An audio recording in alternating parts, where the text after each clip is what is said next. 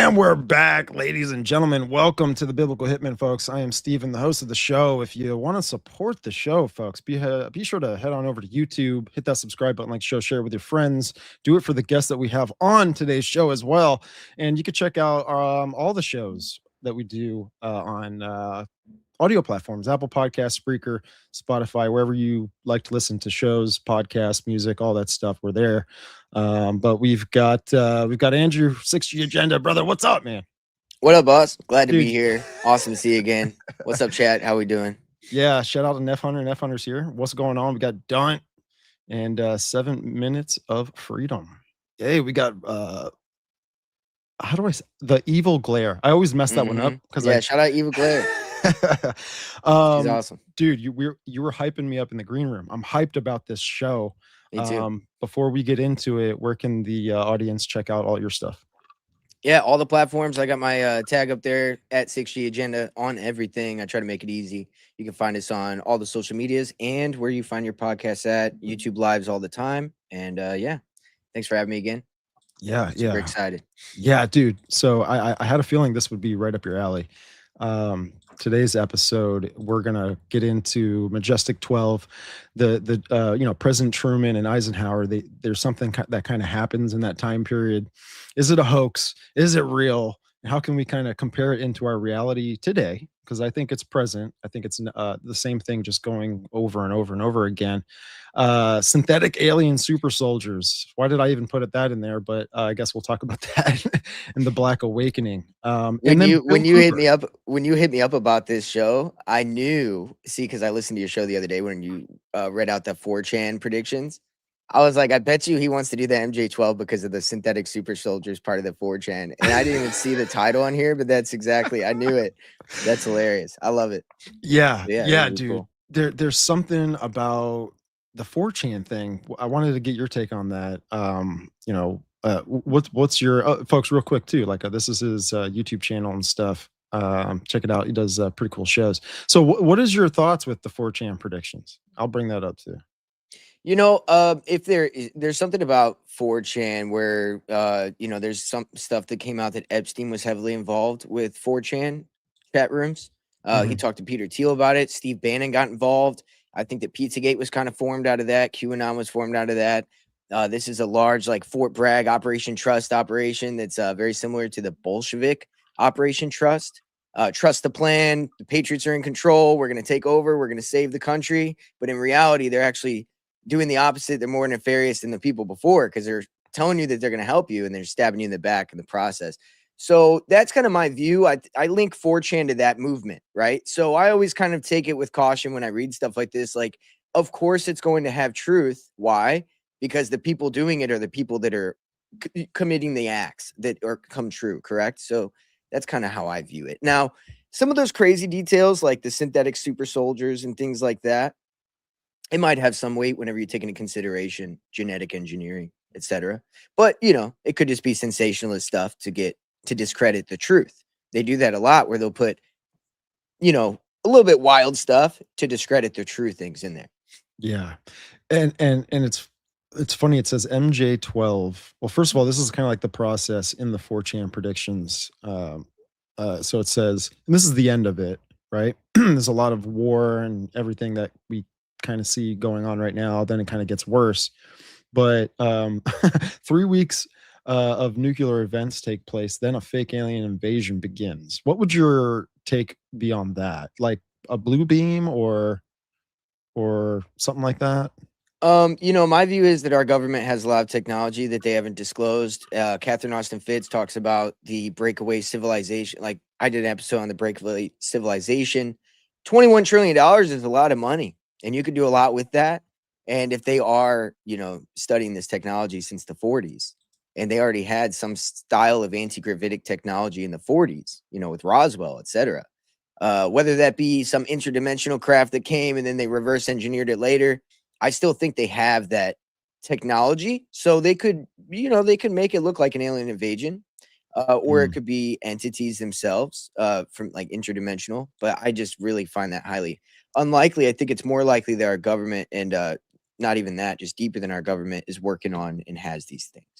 Yeah, the breakaway civilization thing is interesting. If you were to create and build a hybrid race, you would probably do it underground, so Yep. that nothing can be perceived on the surface level. But I've been digging into Revelation, and I've been trying to just identify symbolically what we see in Revelation. You got the harlot, you got the beast, you got the dragon, false prophet, image of the beast, a lot of fascinating terms. What's interesting, right, is Apollyon, right? Abaddon, the destroyer.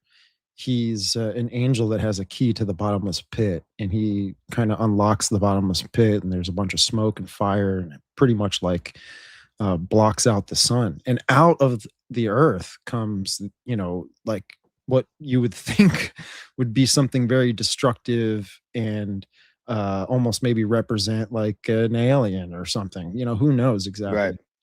And he's like the king over them. So because that brings up like the Russ Dizdar book called The Black Awakening, which he talks about. And again, the two may not connect at all, but like the overlay theme between the two kind of, are very similar, where he says that there's like an elite group of satanic super soldiers and all this kind of stuff, where when that day comes, they're going to go out and just pour out bloodshed and all this. So it makes me think like MK Ultra, Manchurian Candidate. Like, is there something involved too where this is like a flip of a switch, or like it says here? Okay, so this is what I'm going to say. So Apollyon, right, was the king over them, right, and so I'm wondering if that might have some sort of connection with, um, would this idea be that these things are mind controlled, right? Like they're like Manchurian candidates. It's kind of like the movie Manchurian Candidate, where it's like frequency hits and boom, they can just go and do whatever task that Absolutely. needs With to. nanotechnology, I think that's possible. I've been taking a different outlook on this lately. I'd love to hear what you think.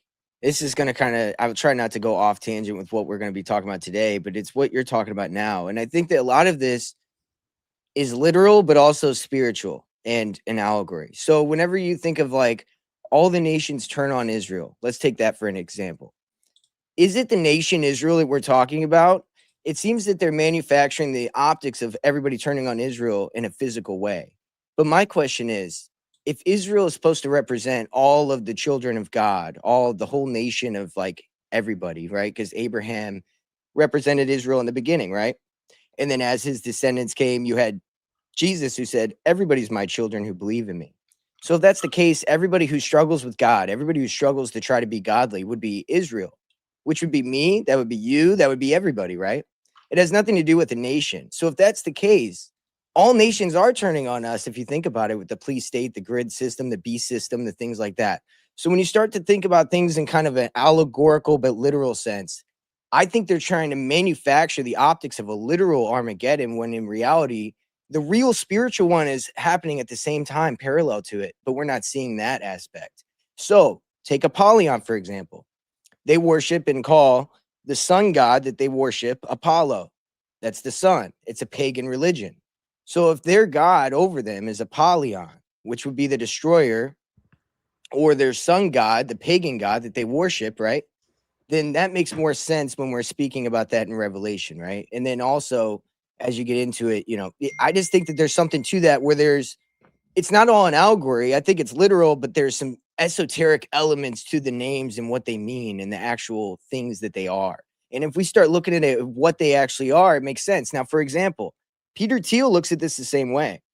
He doesn't want to build the literal third temple in Jerusalem.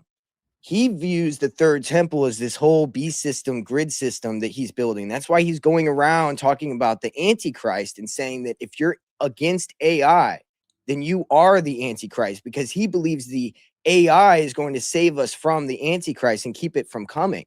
That's what Peter Thiel's espousing, because he is an esoteric Christian. He calls himself that. What is an esoteric Christian? Somebody who looks like I'm doing at Israel for what it really means, not the literal nation. It looks at the temple as not this physical place, but this one. Now, by the way, what is the temple for? It's for sacrificing, so the Jews can get back to their religion of before, the sacrifice. Now, somebody went on Tinfoil Hat, and I think that dude, she put this connection with all this stuff I've been looking up, and she did a great job. Is that Dr. I forgot her name that just went on Tinfoil Hat, but she said this, so give her credit for this. But she was talking about this Peter Thiel thing, the third temple, and also the aspect I think she was alluding to with sacrifices. Instead of a literal animal that we're going to sacrifice in a temple in Jerusalem, we're going to sacrifice people's consciousness in this new age of Aquarius, which represents the pouring out of the water, which is consciousness represents water in these Freemasonic cults. I've read a lot about what represents what. Consciousness is equivalent to water when you're talking symbolism. So when they're talking about the waters overtook Atlantis, did they literally get covered with water? Maybe there was a flood. Yes, Noah. But what happened? The minds of people, the consciousness changed, and everybody went against that nation. It seems to be another version of what that could be. Oh, wow. Now, if that's the case, then that's how you get this. Now, when we start looking at this for what Because it really Atlantis is, had 10 kingdoms. 10 exactly. kings. And then they turn and what happened? They say they all started warring with each other. That's the idea of the consciousness, the changing of minds. People who no longer could coalesce together, and they started fighting and warring. The consciousness, the water, the changing of the minds of the whole consciousness of the world changed. And they're trying to manifest that with this age of Aquarius and harness the sacrificial lambs, if you will, of our soul, our consciousness, into this new beast system, which is represented as the third temple to Peter Thiel as AI. That's what my view is of what's going on lately. So that's kind of my theory I have lately. What do you think? No, I think it's there. You know what's funny about Revelation 17, when the beast and the 10 kings, God puts it on the beast's heart to turn against the harlot, which is funny because you just saw kind of before that, this is my kind of like my opinion of the timeline there, where I think Daniel 8 takes place. Daniel chapter 11, verse 38, where he's honoring this goddess, he's honoring the harlot, and then he ends up overthrowing and tearing the harlot apart. It's kind of like where you see in the mythologies where the son overthrows and conquers the mother, right? Yeah. In the mystery religion. So if we took an esoteric view of that, if the harlot is represented by this ISIS cult, what is ISIS? She's the bringer of hidden knowledge. Freemasons worship ISIS. What is that? That's magic, right? The idea of like, what does Freemasons do? They practice magic. Most of it is like the manipulation of the mind kind of magic, like more like, spell magic, like word magic, stuff like that. But again, they worship the mother goddess that brings them the magical knowledge. So if she's the harlot and they take that magical knowledge and they invert it and start doing black magic and fucked up things with it, that would be taking her and tearing her apart, right? I'm not saying that's the truth of what it is, but there's things like that where we could start to look at it in two different ways a little bit, and maybe we could get answers, because you got to remember the Freemasons and stuff were involved in like writing the New King James Bible, and by that I mean like the old time, rabbis that started Freemason, worked with Freemasons later. So these are all the same people, and they work through symbolic language. And so if we start looking underlying of what they're really saying, you may actually find the truth. You won't be expecting this literal beast to rise up out of the ocean. You might actually find that you see what the beast is in the literal sense of our world that we actually are manifesting. And I'm almost trying to make like some connections with the harlot to being a religion, and then being something that the world is fornicating with, like Yes. the kings of the earth are fornicating with her. Yes. And what I'm thinking might contribute to the harlot is artificial intelligence, the hive mind system that could be, right around the corner. Who knows what capabilities they have? But I think that just think of that whole setup as just like a vessel for something. And then what can that system do for humanity? It can serve as protection in all of this. And so with the Majestic 12 thing, right, the 4chan stuff, it says that there's like an alien invasion. So the one way that this could actually get established, it's kind of like what who was it, Reagan or Nixon? said that if there Reagan. was only one way, and he's talking to the United Nations, right? He's like, for all of us to come together, you know, what would do it is an extraterrestrial threat or something, Yeah. you know, An outside of alien our invasion dimension, pretty would much. bring all the nations together. Yeah, exactly. Yeah. Yeah. Yeah, I think it's just the Yeah. I think you're on point with that being a religion. I think it's the manifestation of the mystery Babylon cult, and it's all the same being rebranded over and over. But at the end of the day, when you start looking at it that way, then things start to make sense. Like, Like, you think of know, it there's like, not, you know. think of like, the all the AI, the technocracy. Imagine it in the movie iRobot, and there's Vicky, right? And it says in Revelation 17 that the woman sits on many waters, right? So she's involved in pretty much she's her span of control is the whole world. Um, and then also she sits on 7 mountains, 7 hills. So think of it like an empire, a city, where when you Mhm. look in iRobot, Vicky, the female, um, you know, she's the female spirit that is running all of these other AI vessels, right? Kind of like a queen bee would do. Mhm. And her headquarters, her establishment, her tabernacle is set up in a city. So it's kind of like, and it's so funny because Revelation 17 says that the harlot is a city. And Mm. so there's so many little things that, you know, draw a big picture for what the harlot is. And so I'm wondering if the harlot could be anything to where it's this universal cosmic consciousness that is defined as a female. Some Gnostics would, I mean, Gnostics would refer to her as Sophia, and that Sophia is able to come here and be with us on Earth and protect us from like a demiurge or whatever, and all this kind of stuff. No, I think you're exactly right. I think things manifest in two ways parallel to each other. And if we start looking at it that way, it makes sense. Like Israel would be that literal city. They are the harlot. Like that's the city of the harlot. There literally is 7 mountains around it. It's perfect. But the spiritual sense, which Israel does happen to have a hand in building AI, this beast system, this whole thing, the mystery Babylon cult being hardwired, mysticism being hardwired, and then what comes out of that is what we're talking about. This, so yes, I think there's two things happening at once, and I only think that because they think that and they say that, and so therefore, if that's true, then we could start to kind of make sense of it. I really do. I think we find answers that way. Do you want to look at this Majesty 12 Yeah. from Bill Cooper? I have a share screen Yes. we can look at. So this is a gem right here that now this is from the direct website, HOTT, Hour of the Time, RIP Bill Cooper.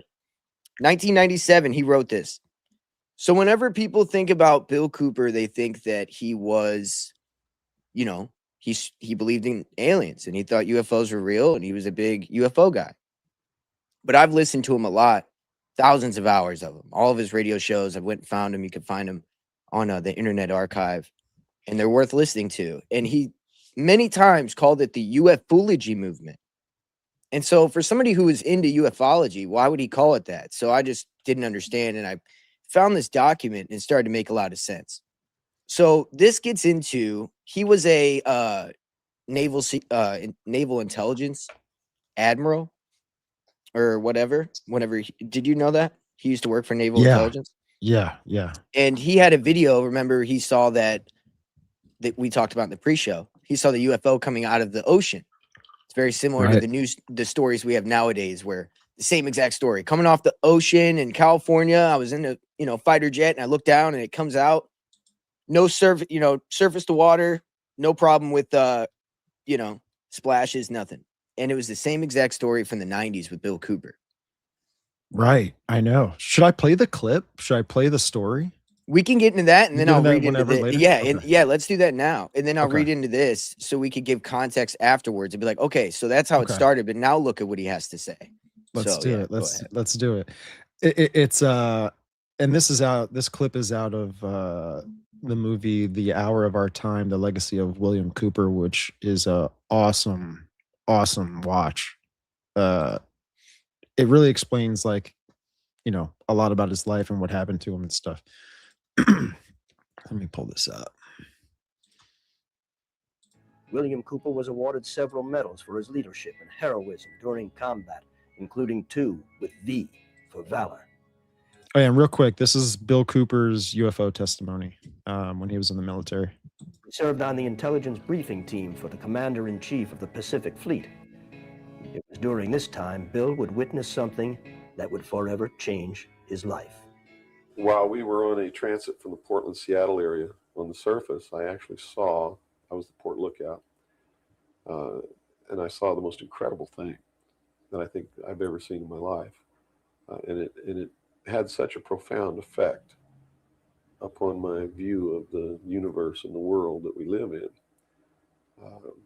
that I wish everybody could experience this. I saw come up out of the ocean, from beneath the surface of the sea, a huge disc-shaped craft about the size of a Midway-class aircraft carrier, which is tremendous in size. Came up out of the ocean and rose into the air and tumbled on its axis and went up into the clouds, and I was awestruck, dumbstruck. And I mean dumbstruck, literally, I could not utter a sound. And my first impulse was to tell the officer of the deck that I'd seen a flying saucer, and then luckily for me, I couldn't talk. So I told the officer of the deck that I'd seen something about 15 degrees off the port bow at a relative distance of about 2.5 nautical miles. And he began to look in that area.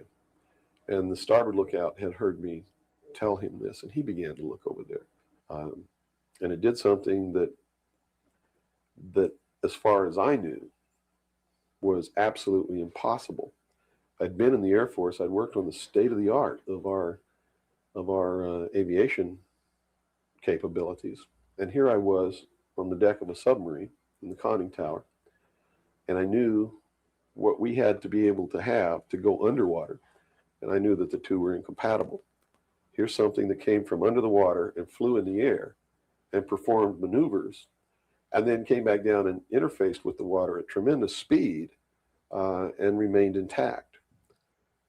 Which realistically, it never touched the water. The water sort of magically opened up in front of it, but something had to interface with that water. Anything that we had that interfaced with the water in that manner. Here, can you pause this? It's like, Yeah. I think wonder it how. only goes on for like 30 more seconds. Well, I just was gonna say, I wonder how Moses parted the Red Sea. You know what I mean? Like, you know, whenever you talk about that shit, if that's real, like, I mean, I believe in like whatever that is, that energy vortex that they're talking about. It creates its own gravitational field. I think that's physically possible. Magnetism, you know, some kind of magnetism, whatever, right? And you know, maybe that has something to do with that. I don't know. But you know, I also, you know, I think that what he in that same video, he talks about Israel was created to bring about Armageddon. And you know, the war is so terrible that everybody will just scream, please, you know, end the war. And they'll say, yeah, we'll end the war, but the only way we could do that is end all nation states, create a one world government, one world religion. And you know, that's what he said in that same video.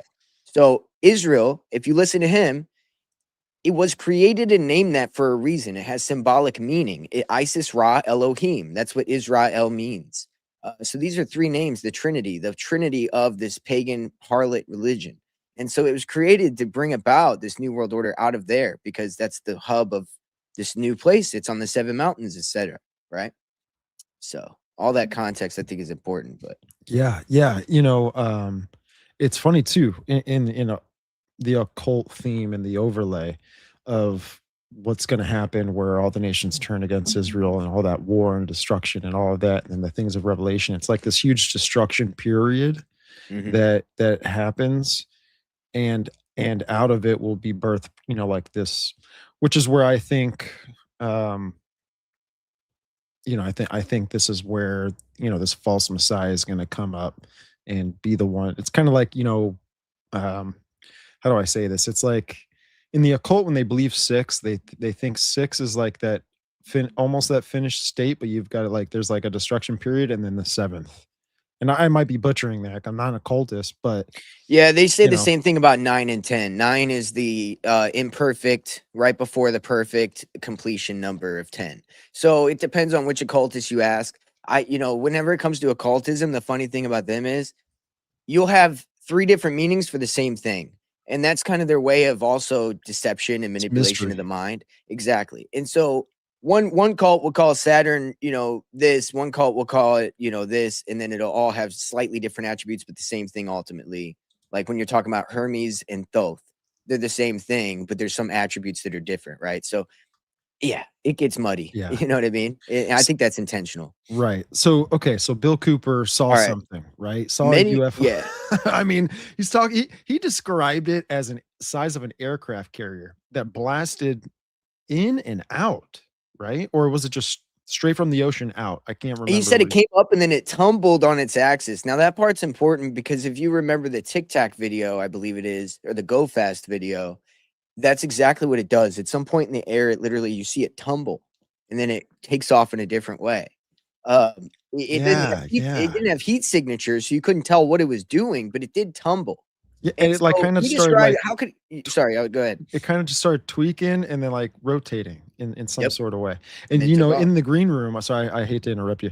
In the green room, we were talking about how the first stage that Bill was in with this UFO narrative, and then what he kind of turned on it, right? He was like, no, it's all psyop, deception, and all of that. Yep. And he had a big platform and was talking about his experience so much, and he was involved in really trying to figure out the that he didn't know it was a psyop, but he was trying to figure out the psyop, and then he ended up going and realizing he did realize, eventually, and he said, I think they're giving me this stuff to try to get me to talk about it. right. And today I think that the whistleblowers know that they're pushing propaganda rather than him actually coming to an understanding. And absolutely. Absolutely. So right here we got, do you want me to get into this? So because this kind of it's perfect. It picks up right where we kind of left off on the video. Because it says many years ago I had access to a set of documents that I eventually realized was the plan for the destruction of the United States of America. Because it says right here above it, sorry. For many years I sincerely believed that an extraterrestrial threat existed and that it was the most important driving force behind the world events. I was wrong, and for that, I deeply and humbly apologize. And so then he gets into this document he found, which he believes is the real plan. And he said the plan contains secret documents with the title Majesty 12. Now, notice the name here. It's called Majesty 12. Hey, hold up real quick. Go ahead. You're good. But there's like banging going on all around my house, dude. I don't know what is going on. You're good. Dude. You're good. I figure I guess okay. Yeah, well, so everyone, we will just take a really quick break. Let me figure out what's going on, and go ahead, dog. We'll come right back. I'm gonna mute my mic. All right, I'm back, ladies and gentlemen. Wow, sorry about that. That's the second live that's gotten interrupted, but I think it's pretty entertaining. It was a Rooms to Go company at the wrong house, obviously, right? They're like banging. They got to probably drop off a bunch of other things, which actually I do need a couch. And they were gonna drop off a sofa. Hell yeah. So drop it off right here. Yeah. No, you're a good man. You're a good man. You didn't take it. Yeah, man. All right, where were we? Okay, so you were so he was talking about how for a while he thought he believed in extraterrestrials and that they existed, and that this was happening. And then he talks about this is what I was getting at.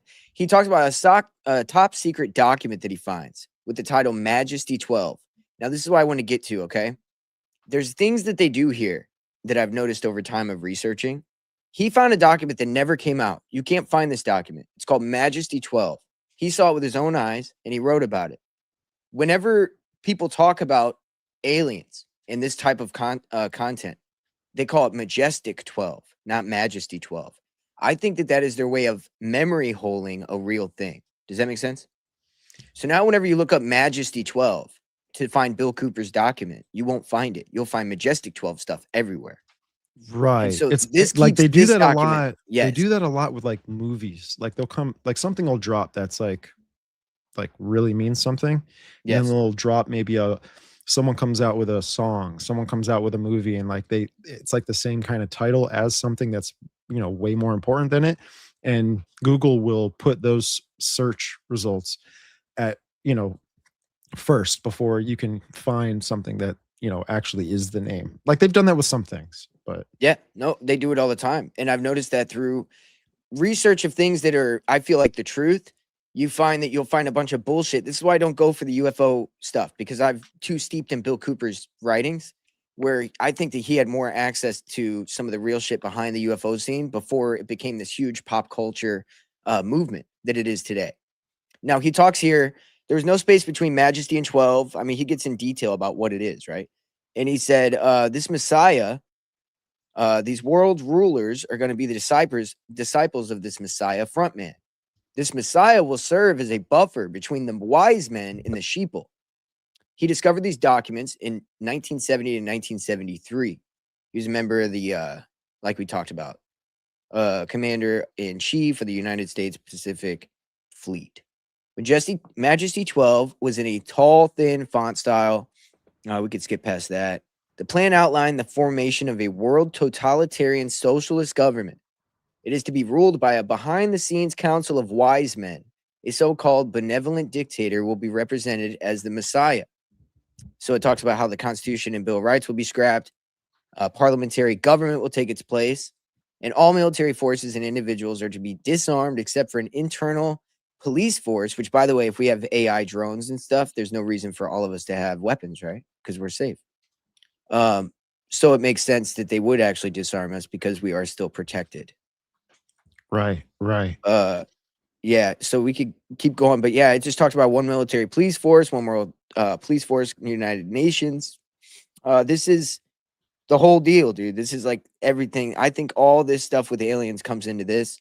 I think he gets into the idea of blue beam in this, and something like that they may use with holographics and AI, etc. Right? Mhm. So this is before his time, dude. This is 1997. He's talking about this. What we're seeing today is possible. I wonder if there's a connection, because Bledsoe, right? Yeah. He's like an advocate for this feminine goddess, right? Many Mhm. names. And she ultimately is like the god of the skies and weather and fertility and all this. I'm generalizing from all of the cultures, right? Just kind of putting all of them Right. under one umbrella. And, Bledsoe's talking about that a new knowledge will come, UFOs or orbs will appear. And I'm wondering if that's something that's what the world fornicates with, and to where this is where they kind of come together under this 10 king of rulership and the beast and all of this stuff. Yeah, that's what he's speaking about. Yeah, the wise Yeah. men council. Yeah, exactly. That's what he's talking about.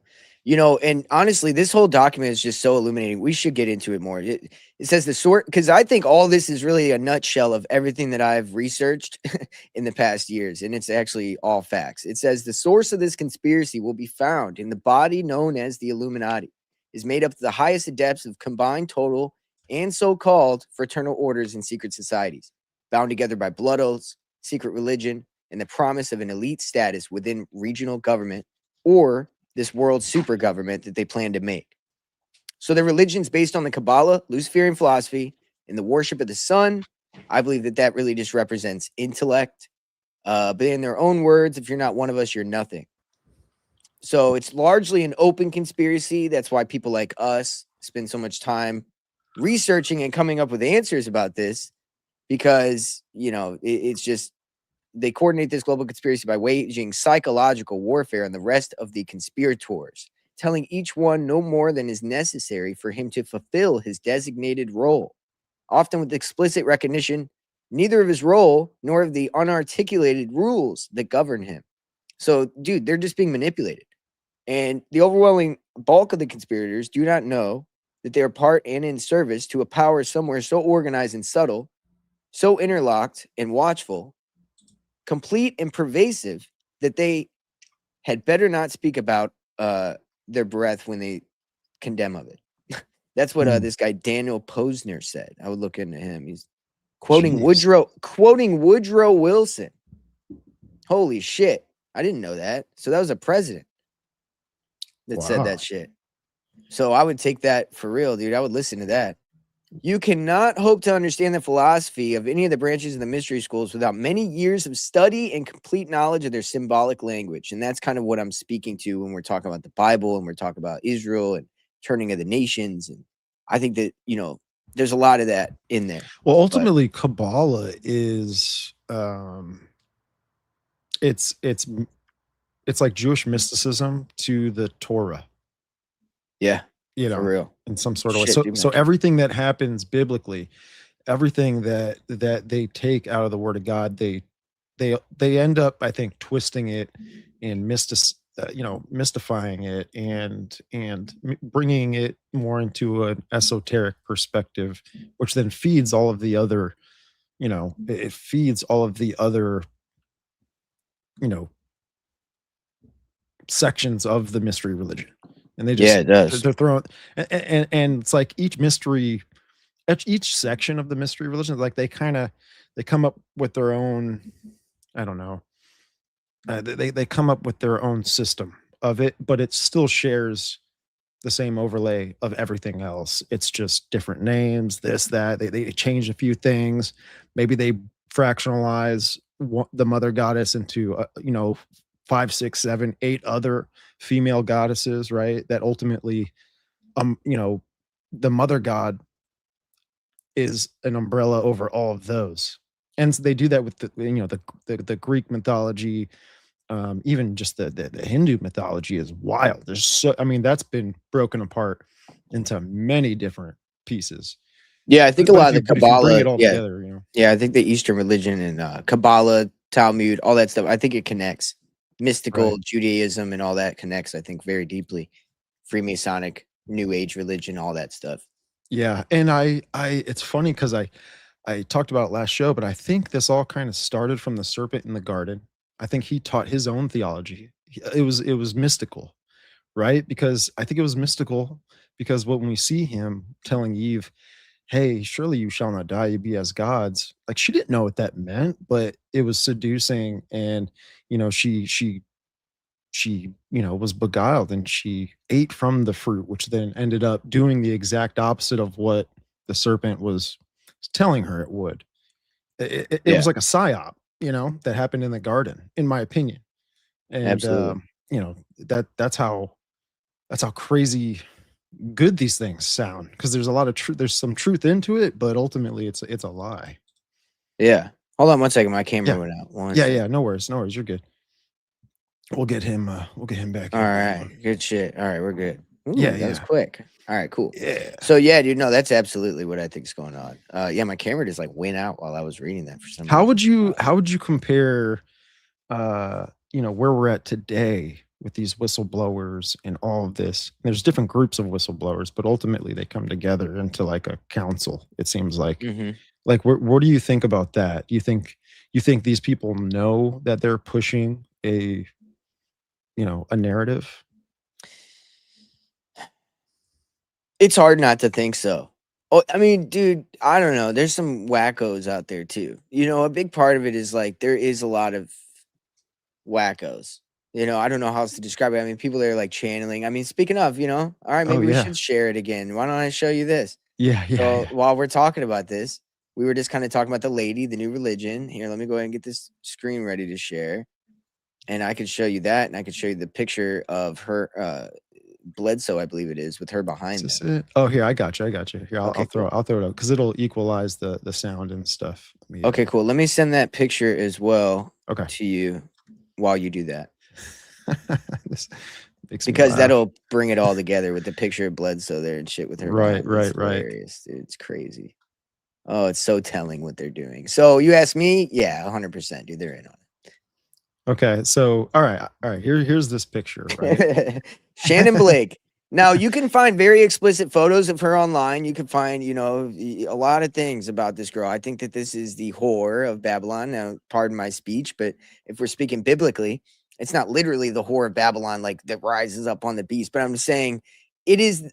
She's The got the spirit of. typology of it, She's for got the sure. spirit of. Yeah, she's got the spirit of that in her. The Isis or Lilith kind of spirit. Whenever you think about this succubus kind of sexual whatever that. Now she's this goddess. So anyway, all right. It's like a Jezebel spirit. It's like when, Yes. that whole kind of Yes. story. No, Right? exactly. By the way, Jezebel magazine was the one that right before Charlie Kirk died, Jezebel magazine, there was an article in it that talked about putting a hex on Charlie. and how they paid for an Etsy magic hex to put on him, and how, yeah, dude, I have like screenshots of it because they deleted the magazine article after this. Oh wow, Dude, no, yeah, he died after that. And Jezebel in the Bible is mentioned as this like false prophet.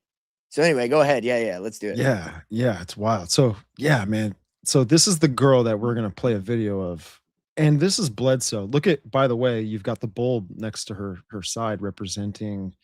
It could both it's ultimately representing like Nimrod, right? Like the father figure of the feminine goddess. Wait, which the is bull there? Yeah, the bull. Yeah, like the Yeah. bull has always been represented as Nimrod, Baal, all of that stuff. and she's got What the about peace the sign. core She doesn't one? have a cross. She has the peace sign, which is actually a satanic. You know that this they used to hang people upside down on that and burn them and you know, kill them and stuff alive. It was a way of Right. crucifying people. It was a satanic cross. That one there. Yeah, and you know what's crazy too? It's an upside down cross, and they break the arms downward of the cross. And Yeah. that circle around the peace sign, I think, is like goes back to that serpent eating itself in Well, some you sort should of way. Yeah, you should hear this. The peace sign, occult and symbol meaning hatred and death to Christians. War is peace. George Orwell. By the way, Donald Trump. Peace by strength sounds a lot like war is peace. So that's 1984. That's from the 1984 book. But Yeah, signified by the peace symbol, September 22 is hailed as the International Peace Day. But according to the whatever, but the peace symbol was designed more than 60 years ago. Today, the highly successful motif appears on everything from children's clothing, jewelry, whatever. But somewhere in here, it talks about how there's like terrible, like Nero, infamous and brutal persecutions of Christians and Jews. This symbol was prominently used to represent a broken cross or broken Jew. Nero crucified the apostle Peter upside down, and the horrific event resembled a downward pointing fork. It was thereafter called the Neronic Cross. With the Third Reich steeped in the occult, Hitler's 3rd Panzer Division used the same symbol. The symbol in Germany is called the Todesrune or Death Rune. Dude, this is crazy. I didn't even know all these details. It also found on some of the tombstones of notorious SS soldiers. Anton LaVey, the founder of Church of Satan, he used this as a background for his altar. The Book of Signs. Dude, yeah, this is crazy. Dude. I find it funny too, right? That like Trump, you know, he wants to build a golden dome, right? And the golden dome is known to being on top. It's like ISIS worship, right? Like that's the symbolism behind the Capitol building. That's the symbolism behind the Vatican in Rome. Is that you know, the architecture of it is meant to symbolize like the belly of ISIS that is growing that Messiah child, which is weird. Again, they're putting all this kind of weird stuff in front of us. I wanted to throw this back up. The bull. Okay, so what I've found, at least just from some of my research, right? If we have this false Trinity Godhead in the mystery religion, it ultimately is like a Father, a Son, and this like Holy Spirit. And how Satan's counterfeited this is the Holy Spirit is represented by the mother of gods, right? And then the father figure, the Nimrod figure, is represented as like the hidden one. He's hidden because remember, there's the mythology that he dies and he's gone, and that his spirit is living on forever through the offspring that the mother delivers.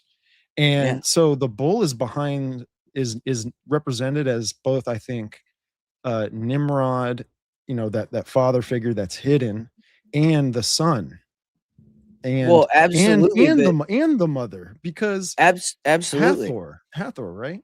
Oh, real quick, shout out to Christopher. Thank you, brother, man, for the super chat. Much love, man. Hey, shout out Chris. He says, dude, that peace sign. Dude, that peace sign's something to look into. I just kind of fleshed over it quickly, but dude, that's crazy, right? The Neronic Cross. I mean, wow.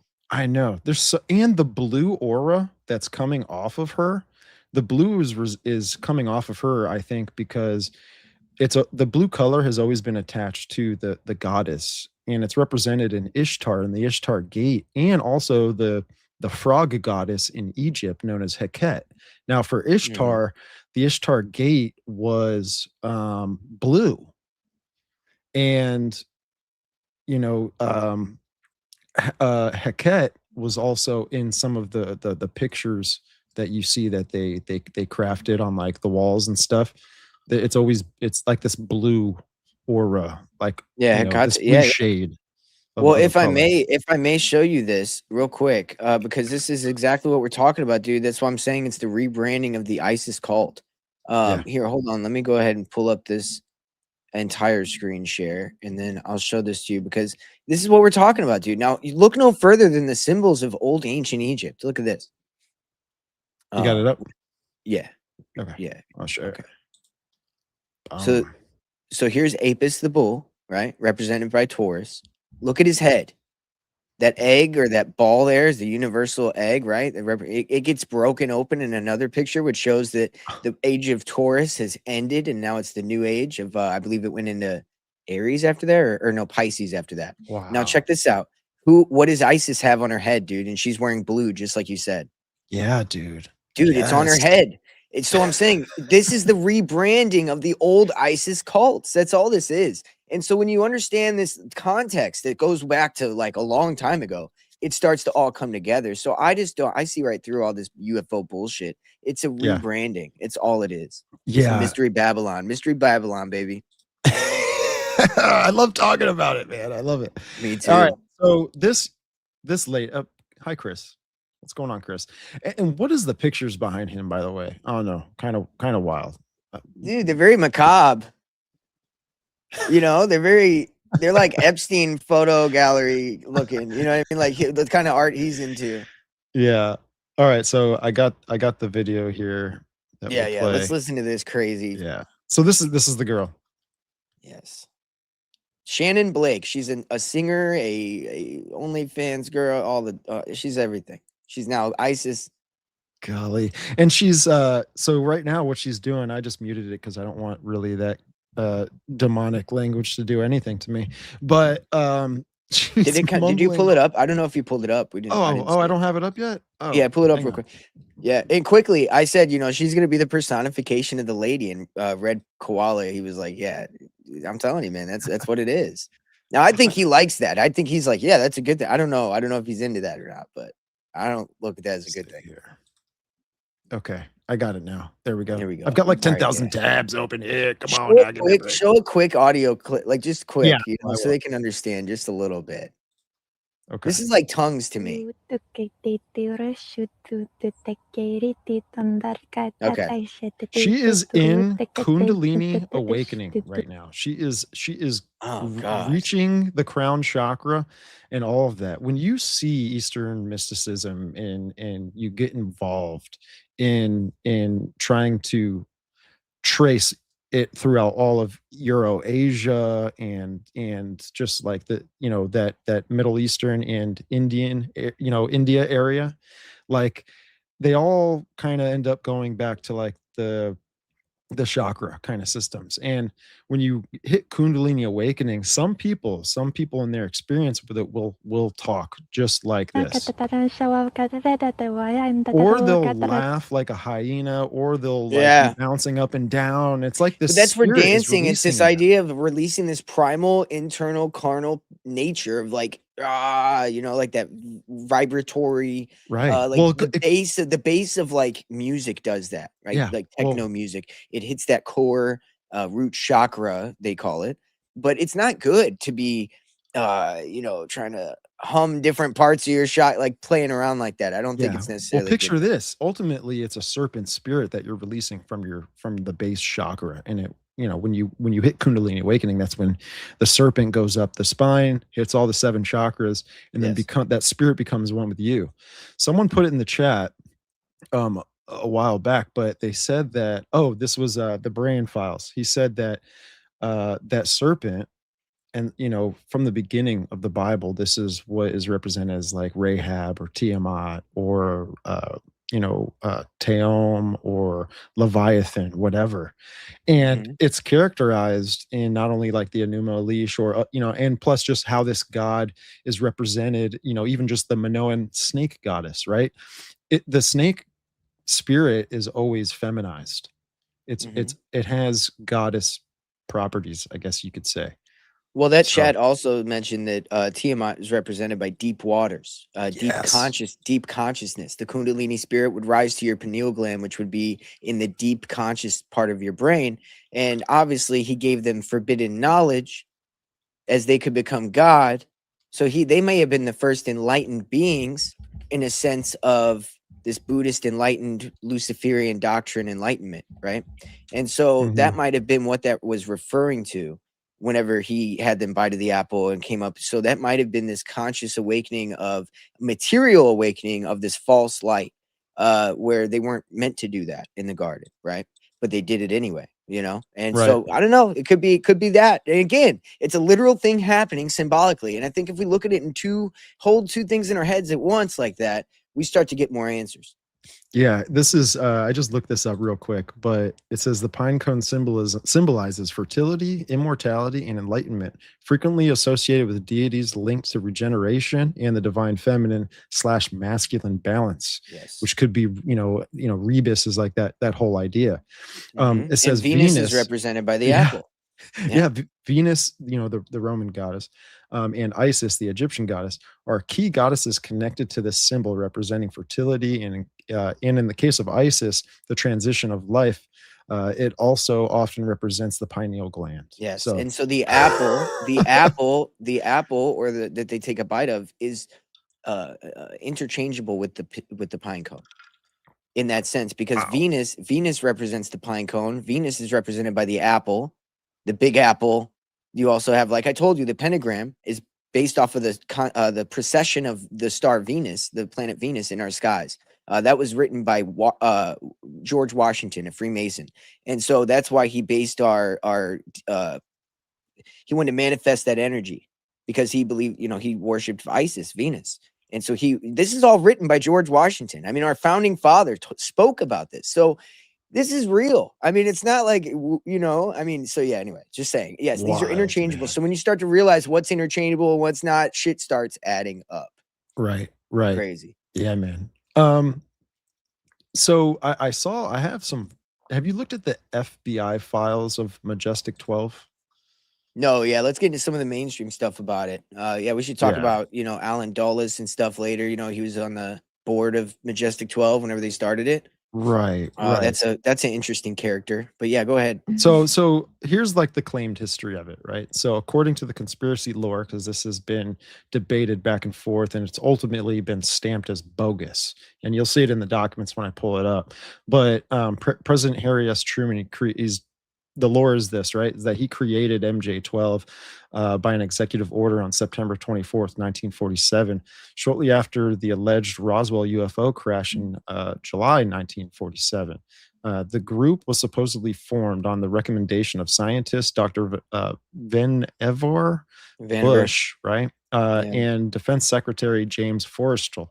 It And was Alan Dulles. and Alan Dulles. Yes. Did they leave him off of there? They left him off of there. Dude, get out of here. Yeah, oh no. Like dude, wait till we get into who that guy is, bro. They did that for a reason.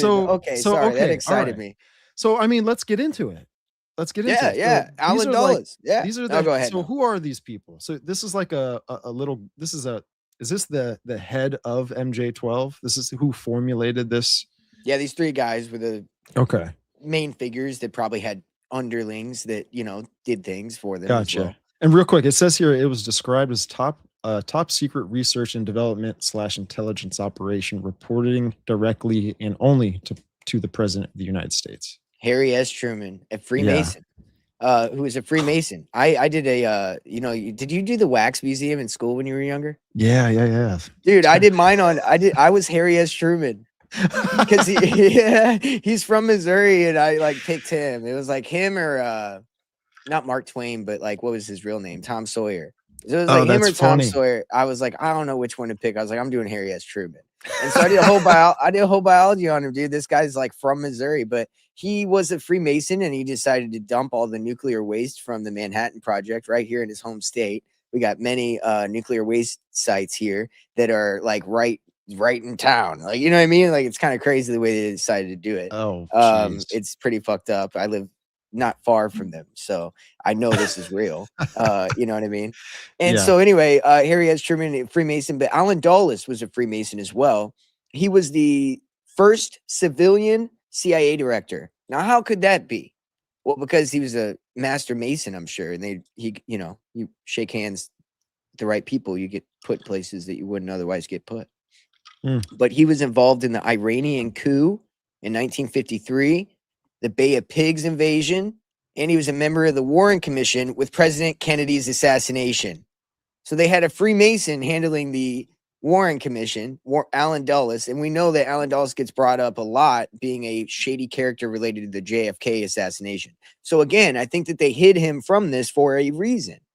And whenever you know about the Robertson panel that came out in 1953 as well, where they say that the real problem with aliens is not if they're real or not, it's people's perception of if they're real or not. So we have to manipulate people and get them to not believe in it or believe in it in a cartoony way.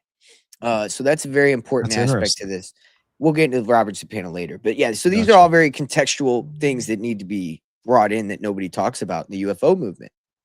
Yeah. Yeah. And so the purpose of like MJ12, right? The role that it played, it was to recover and secure crash alien craft and bodies, study and exploit non-human technology and biology, which we kind of hear, we hear like Grush talking about that, right? Like they've recovered, non-human biologics and all of this. Yeah. It was also to develop policy for future ET contact and maintain absolute secrecy. Brief incoming presidents and report solely to the White House. And so the 12 members and these are alleged members, are Adam Roscoe, Hillenkocker, Dr. Vannevar Bush, which was a scientist. The first guy I mentioned was a CIA director.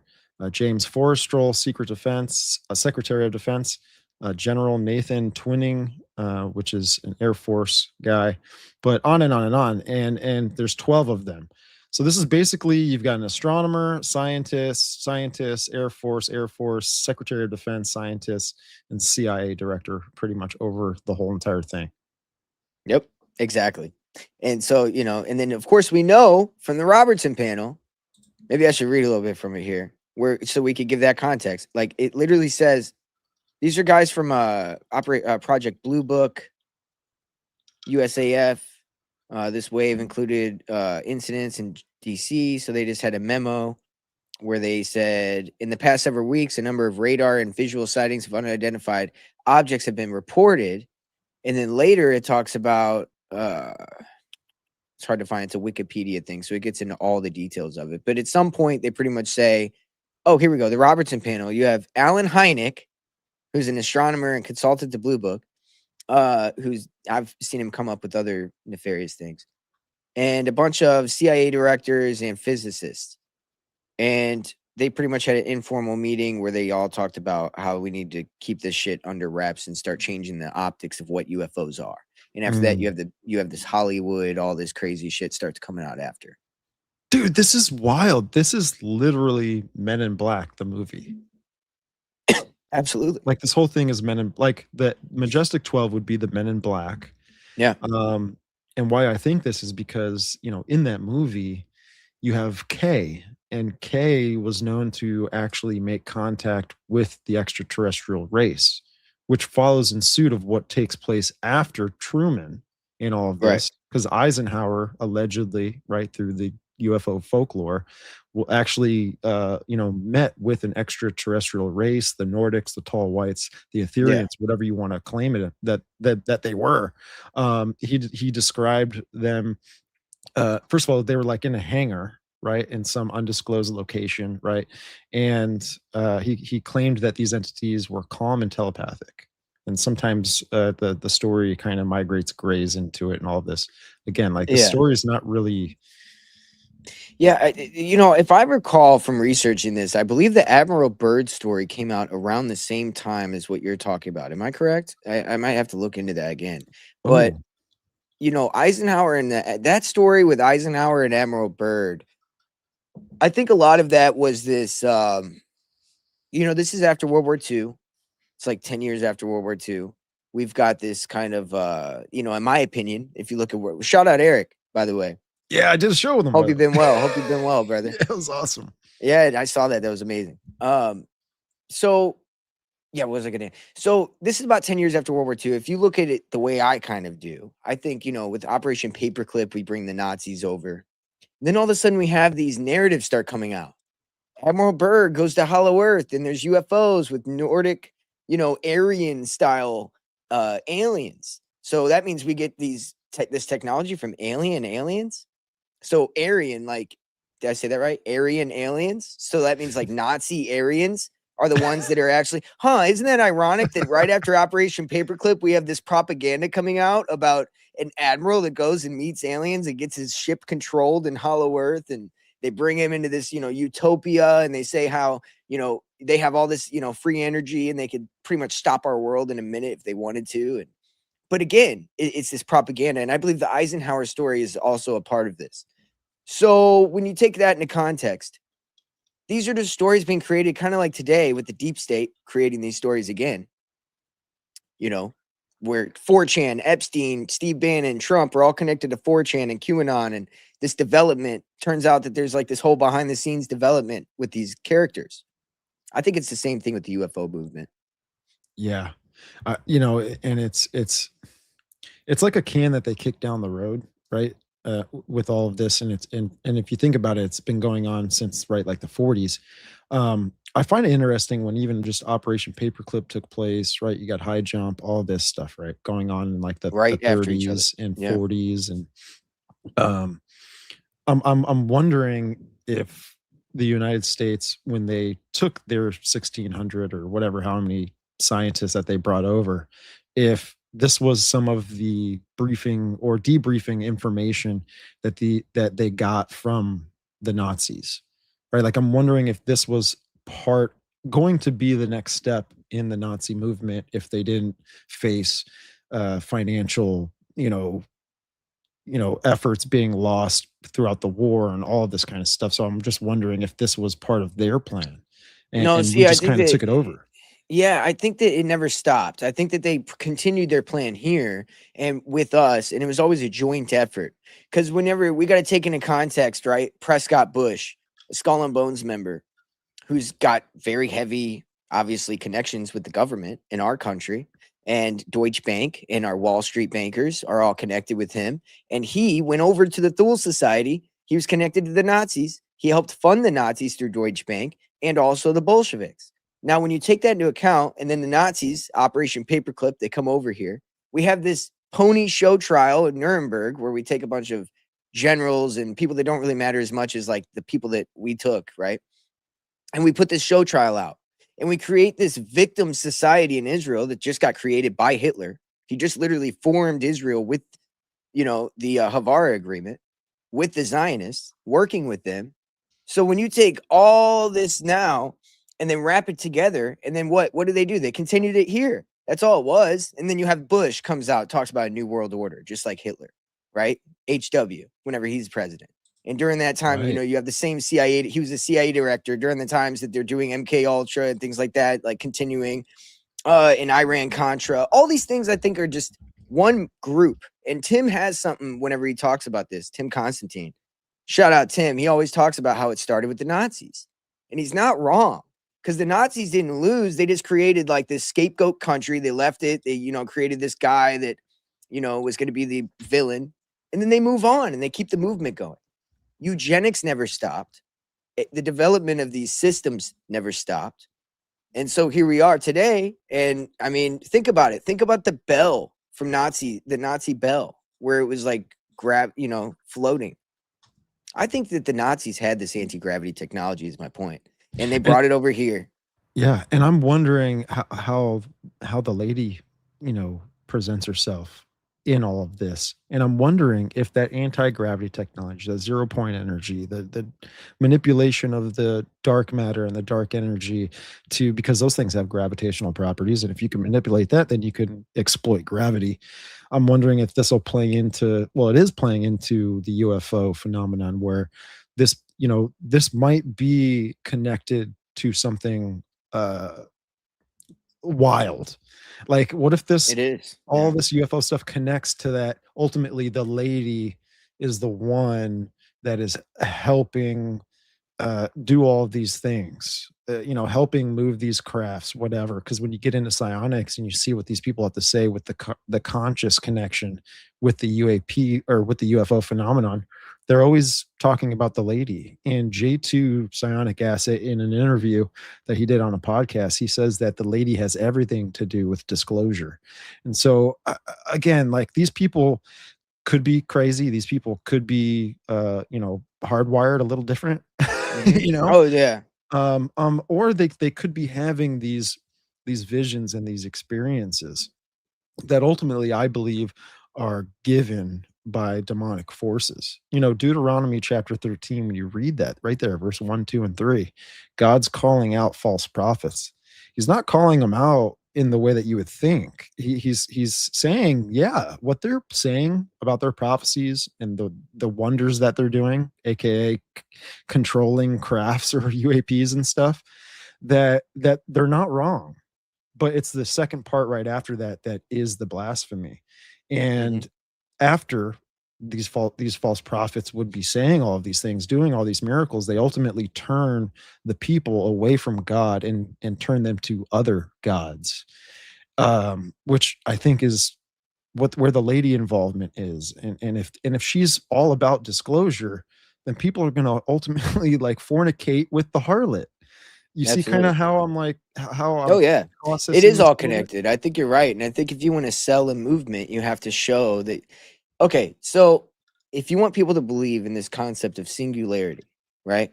We're going to be able to merge with machine. We're going to be able to control, free energy, all the things that come with this utopia that they're selling us. Well, you have to show proof that you could accomplish some wild shit. And so a lot of this UFO stuff, I don't know what their angle is necessarily, if they're going to sell it as, because you have JD Vance, who just came out and said that he thinks the angel, that there's demons, these aliens. Now, I think he just took a temperature of the room and he said, yeah, these angels are demons, because he knows that a lot of people are saying that. And so he's trying to placate to a certain, audience, and they're just eating it right up. I'm watching him just eat it right up. And it's very obvious that that's kind of what's going on, because he's still connected to the people that are connected to the tech that I believe is the beast system. And they're using aliens to sell this beast system, is what I'm saying. And so if they're going to use the UFO movement to sell this system of singularity and everything, and then, I mean, I don't know what the angle is of him playing. I think he's just trying to get himself in office so he could just continue the same movement. But he's saying what people want to hear, kind of like Trump does. Yeah, I wanna pull up the clip of that, actually. JD, right? JD Vance. Yeah, saying, JD Vance. Aliens are demons. Yeah, Saying dude. what everybody wants to hear, like a good bone. By the way, Skull and Bones. He's Good a good salesman. bones. He's a good bonesman. He's Skull a and good Bones. bonesman. He's a skull and he's Skull and Bones, baby. He knows what he's doing. Don't forget that these guys, man, they're just like fucking Professor Zhang. He's Skull and Bones. Like, come on, man, get out of here, man, dude. it's We got to pay wild. attention to that. These guys are ushering in this new world order together, and it's the Nazis. They just never went away. Same movement, far right, fucking crazy genocidal maniacs. We're going out to New Mexico. We're going to sort of get to the bottom. Is this it? You're gonna release all the UFO files. Okay. We're working on it. All right, so this is JD Vance, and what's this? Who's this guy here? To the left. Some kind of White House podcaster.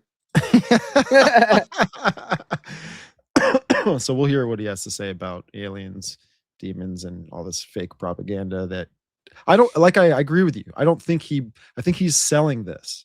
Oh yeah, He's selling it for the right. He's selling it for the New Apostolic Reformation movement. absolutely. He's selling it for all of, I would say, a hated majority of Trump. Christians, right? He said he'd never vote for Trump. He hated Trump. He's willing to flip on a dime to benefit himself, or to benefit his movement, rather, which is Peter Thiel's movement. Peter Thiel and all the tech bros jumped to the right, so he joined, Trump behind the scenes, and then boom, here we are.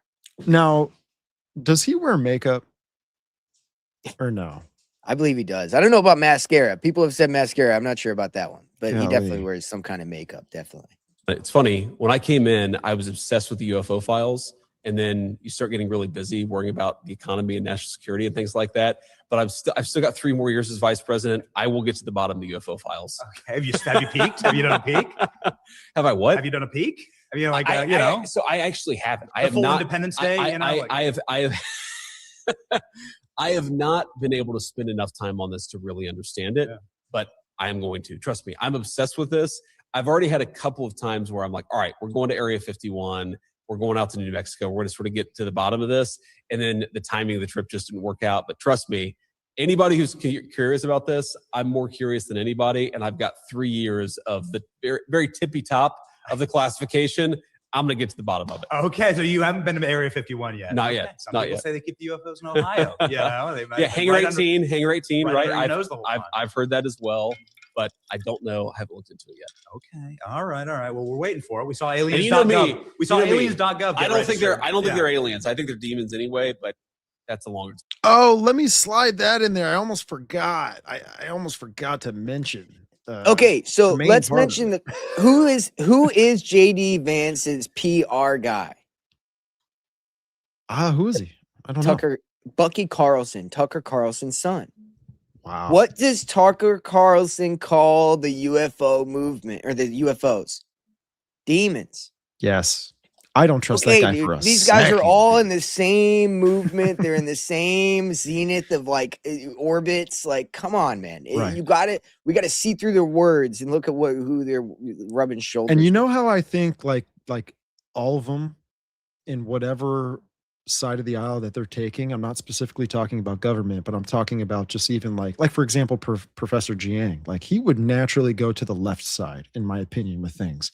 But what he's pushing, and a lot of other people that are going on big platforms and big podcasts, what I think they all share in common, again, they all are coming from multiple different political backgrounds.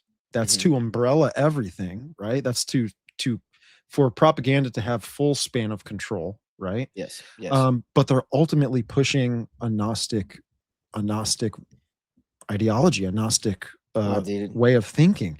And so how is the right doing it? I think they're doing it through the NAR movement of some sort and probably multiple other movements. But, again, this is what's going on here. Dude, so Professor Zhang said that he's creating his own religion. It's a Gnostic religion, and he wants to be the Messiah of it. Wow. And so you're touching right on exactly, like you're exactly right, dude. And these people are literally involved in exactly what you're talking about. And Jesus says in Matthew 24, there will be false prophets and false Christs, Now that doesn't mean that I'm completely dogmatic that this is what we're seeing, right. But it's a very similar process, right? No, absolutely. I want to show you that video if I can find it real quick for you. Here, let me finish playing. I'll finish playing this. You can pull that up and then discussion. Well, I can't let you go without a follow-up on that, because Barack Obama is on this podcast and he goes, "Yeah, aliens are real, but like here's where they're not." And I did not. And so Obama says, "Yes, aliens." He gets asked point blank, "Are aliens real?" Says, "Oh yeah," and then he goes, "But they're not at Area 51." And where are they? Well, that's what he says. Okay. Right. There's a great question. Trump had to go save them, and he said he's going to declassify. Okay. So you think they're demons? Well, look, I think that celestial beings who fly around, who do weird things to people, I think that the desire to describe everything celestial, everything is otherworldly, to describe it as aliens. I mean, every great world religion, including Christianity, the one that I believe in, has understood that there are weird things out there, and there are things that are very difficult to explain. And I naturally go, when I hear about sort of extra natural phenomenon, that's where I go to, is the Christian understanding that, there's a lot of good out there, but there's also some evil out there. And I think that one of the devil's great tricks is to convince people he never existed. Yeah. When I see people like these guys, they're actors too, man. Like, I just feel like they're putting on some sort of act. They might be some sort of organic activity in it, but like almost like how a news anchor or someone that is a reporter, like there's just something about them that they just aren't fully themselves. I don't know. No, exactly. You know, he's a Zionist, and the Zionist Christian Zionist movement, you know, they've been thoroughly captured by Zionists, and he's probably been fully trained on how to, you know, handle handle talking as far as that goes. Yeah. You know Are what's you trying crazy? to find the clip where Dude, they deleted it. hold on, I think is this him talking about them being a Messiah, Jiang? Can you pull it up? Because I cannot I'm find gonna it. try and Like, it's find it. gone. If Absolutely I can't gone. find it, dude, because I send everything to myself in my I found it. I got it. Okay, cool. Because it's gone on my. I played it on my show recently, but it's gone now. I can't find it. Yeah. Thankfully, I got that. I got that. Logged. This I played this on one of the streams. I can't remember. I think it was with Ben. I think you Yeah, joined. you I talked think, about oh yeah, Professor that's right. Zhang a That's little right. bit. I was like, dude, literally, I just did a show like deep diving his like USAID, Skull and Bones, Israel connections. He was like involved in color revolutions in China, all kinds of stuff, dude. Like, this guy is real deep. It's crazy. Yeah. So this is Professor Yep, this Jiang is it. saying that he's pretty much pushing a religious movement and that he's the Messiah. And okay, Tell us so about game theory. yeah. So here's my grand plan. Okay, my plan eventually is start my own religion, and so I'm using this YouTube platform in order to test certain ideas that I will need for this new religion, and that's why I switch around a lot. So you know, if you're a fan of certain topic, you can get annoyed because then like next semester I'll teach something completely different. But again, my goal is to be the Messiah. My goal is to start my own religion at this point. So I'm going through the R&D phase of my life right now. Yeah, this is you can do travel to Gnostic India as you could have like a Japanese brother, whatever the fuck they say Christ did, Gnostic with the internet now. Well, yeah, no. I mean, like I will eventually go these places, but like at this point, I'm just trying to innovate with the framework, and then eventually I'll go and spread my message like Paul did. I'll travel like Paul. Yeah, it's like he's joking almost. Yeah. I don't think he is. But it makes sense why he wants to be like Paul, because when you look at a lot of his videos, and this is the thing, like I first of all, when he said, he just described running his YouTube channel, he just described to you like psychology, where he baits you in with certain things, but ultimately his agenda is to push his beliefs onto you. And that's exactly how. Sorry. Go ahead. He covers different topics. He says, I cover a lot of different topics because he wants to be the Messiah. So an all-knowing, right? This all-knowing kind of prophetic. I'm going to tell you what's going to happen before it happens because I've been handed the script by the deep state because I'm Skull and Bones and I've been involved with the intelligence communities across China and America for 30 years. And he was never a professor. He was a high school teacher. Shout out whoever just said that, but that's exactly right. He was involved with Peking. Peking University had a deal through Yale, and Peking University had to deal with some Chinese high schools. They did a program through the Clinton administration, and he was involved with those programs. And those programs, out of those came color revolutions. And the guy that he was mentored by at this high school he worked at in China was indicted for trying to groom children into color revolutions for things. So this is all, and then he ended up somewhere else, and they were in during the COVID time, and that's when protests were being organized for COVID in China. So he pops up where these protests and revolutions start. And so he's kind of you know what I'm saying? He's the center of. Yeah. I spotted him, a long time ago, not that long ago, but again, like how I got reeled into his content, I'm pretty sure is the same exact way everyone else did. There was something that caught your attention. And for me, it was like bloodlines, mystery religion, blah, blah, blah. And I was like, yeah, let me dig into this. Okay. Right. And then, I feel like God just exposed him to me. And he showed me one of his videos that was it was kind of like it was very deep in the history of his videos, but he's made more of them now. And it's where he's just fully out, just discrediting and pushing an agenda against the Bible and Paul and all of this stuff, which a lot of the Gnostics do. Some will even say that Paul was talking to the demiurge or something like this. And again, like that's Wow. that's the mystery religion that's coming around. He wants it to be, it's going to be a religion, and really I think they're all trying to build up you know, the people, the waters that the harlot sits on, is many tongues, many nations, and many just different groups of people, right?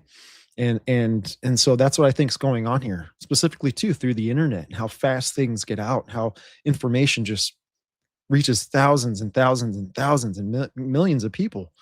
And so this is kind of like, again, it's getting around, it's getting noticed.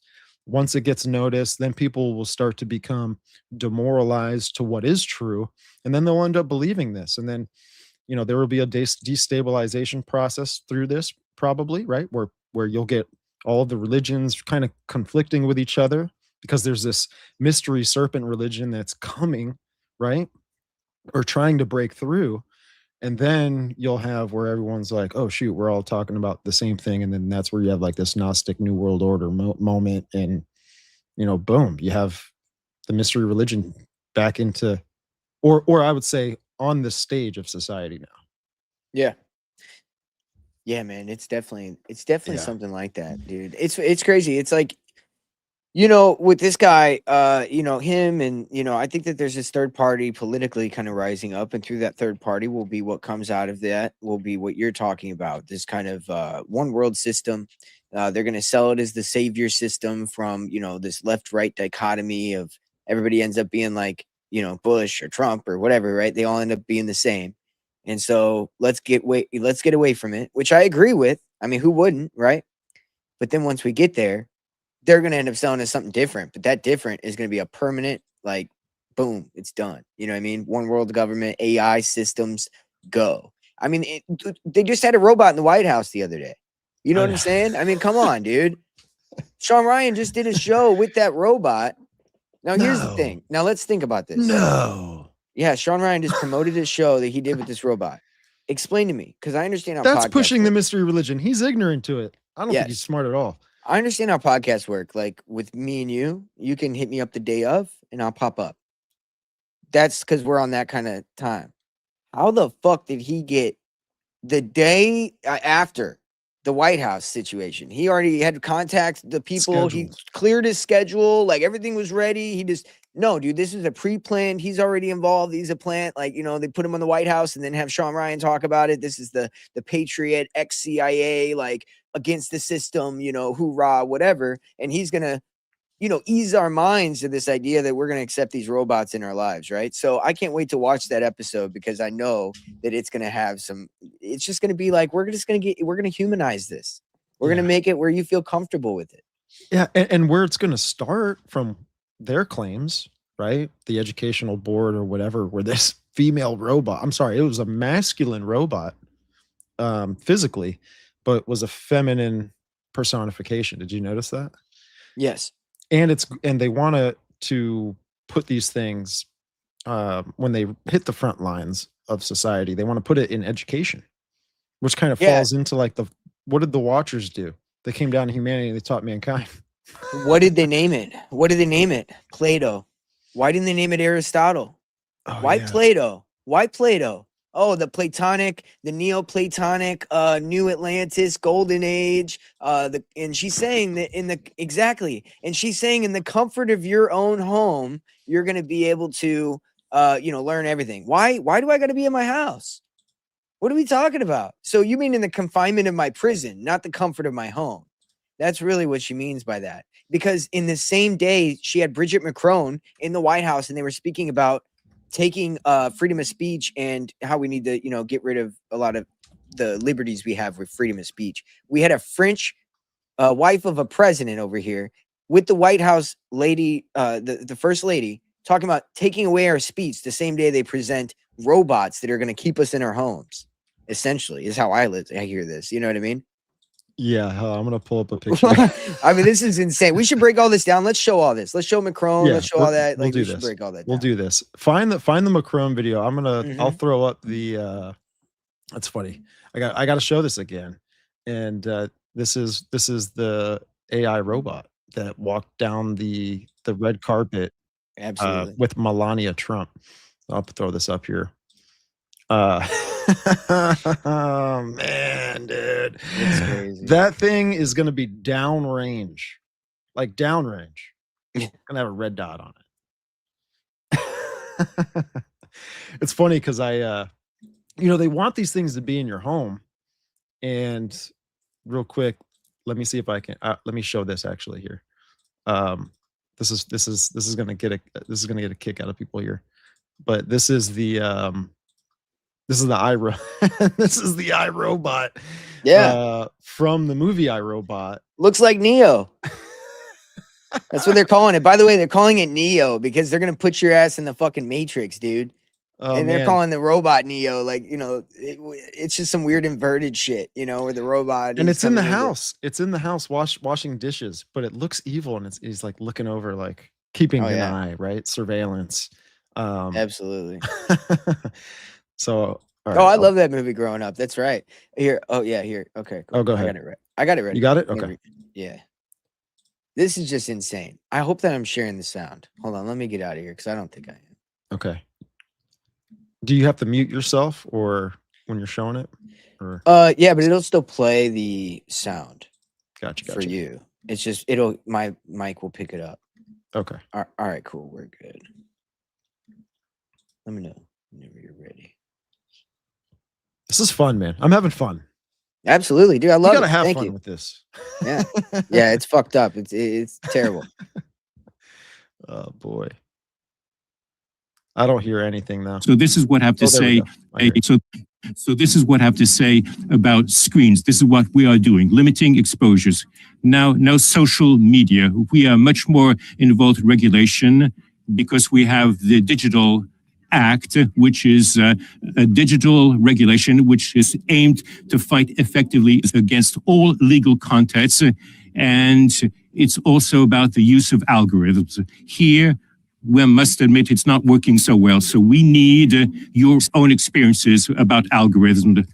Verification of the age, also that's important because we need to check person's age based on facial recognition. That works more or less well. It's not so easy to recognize a person's age based on their face. So we're trying to use other types of tools. And here we need your own feedback.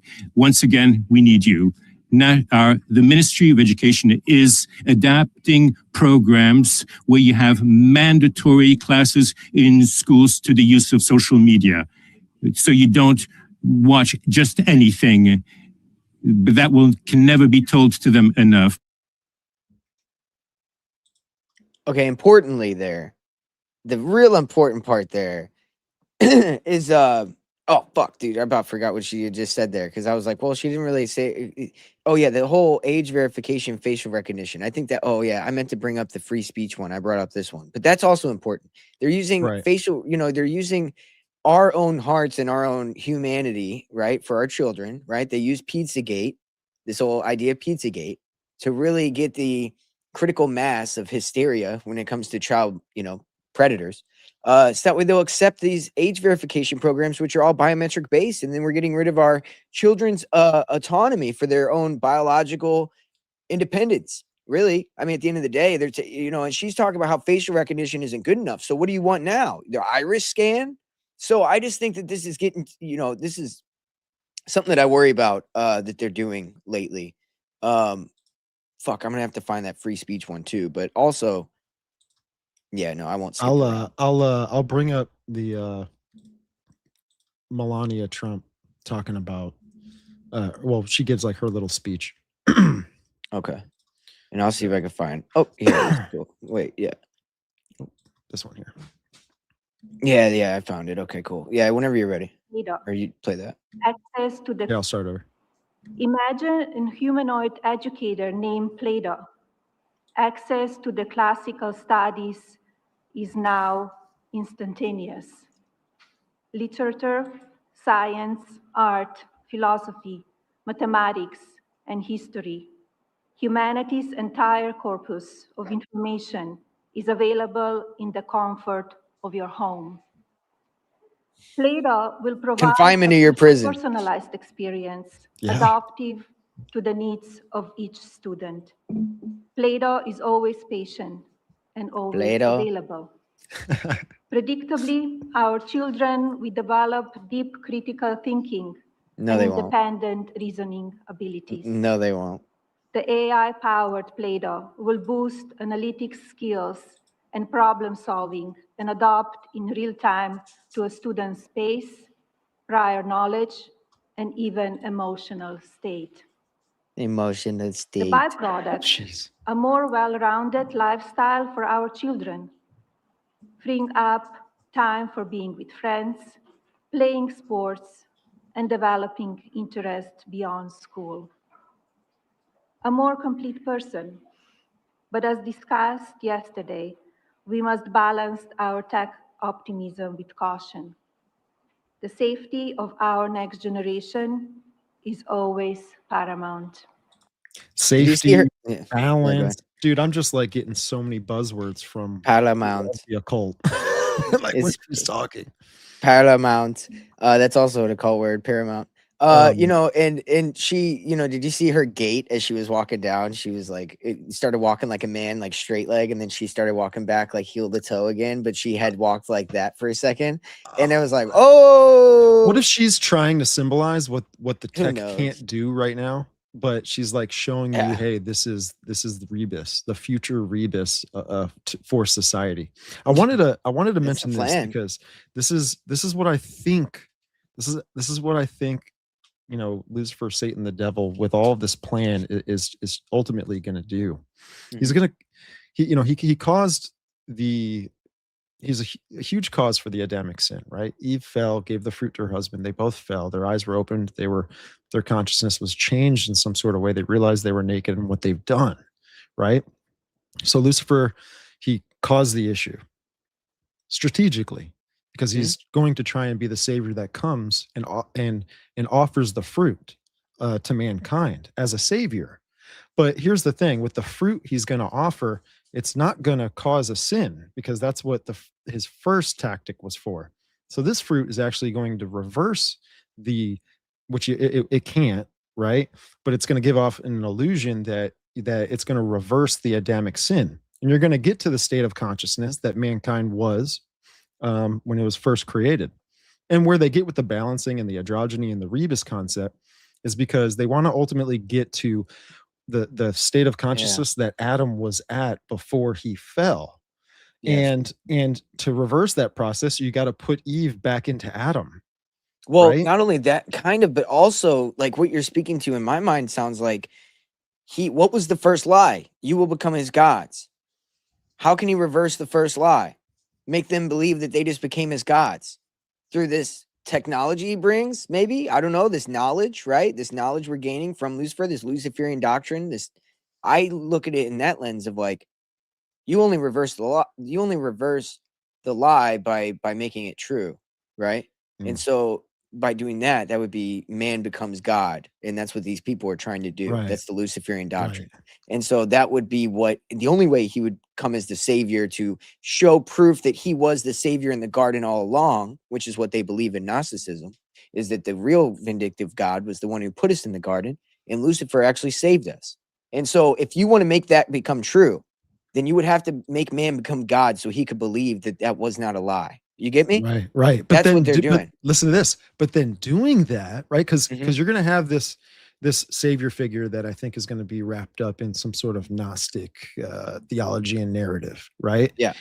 And he's going to try and force, or he's going to causeth all to get this mark. And I think when you get this mark, that could be like the fruit, right? You take this mark and now you're in this illusion, or in this system, you're in this abyss that it wasn't what you expected when you actually integrated. It's all a it with lie. yourself. It's all a lie. Yeah. But he's gonna listen to this. yeah. Listen to this. Yeah. That is going to be the real prison. That, the Lucifer coming, who is a false Messiah, is going to present this, but his adversary is going to be the demiurge. But then when he gets you to put your allegiance towards him and take the mark, now you're actually in the real prison. Yes. Looking at the real demiurge, the Yes. real one. You see what I'm saying? No, I 100% agree. Like, he's gonna give this idea of like, look, people are gods now. Like, it's gonna work. Like, everything's good, and then you're gonna integrate with the system, and you're gonna realize like, oh, I just got duped this whole time. Like, I was just deceived. But so we're saying the same thing. I just didn't get to that. Right. I guess I didn't elaborate on the end part. But yeah, he's gonna make the lie true up until you're integrated. It's too late. Then you're gonna realize it was all a lie still. Yeah. So And I think absolutely. that's why too, like those that have the mark, they seek death and they can't find it. They're being tormented. They're in this prison, you know, they're really, a lot of judgment is being poured on them. And it's like, you know, you give up your agency with taking this mark and serving this system of some sort. And it's, man, it's such a lie. But its purpose is to look so good, look so seducing, which objectively it may be, it may look that way, but once you actually you know, commit all of your belief and your worship to it, you get into it, you know, this, who knows, maybe it'll be a digital Eden, maybe it'll be this, that, right?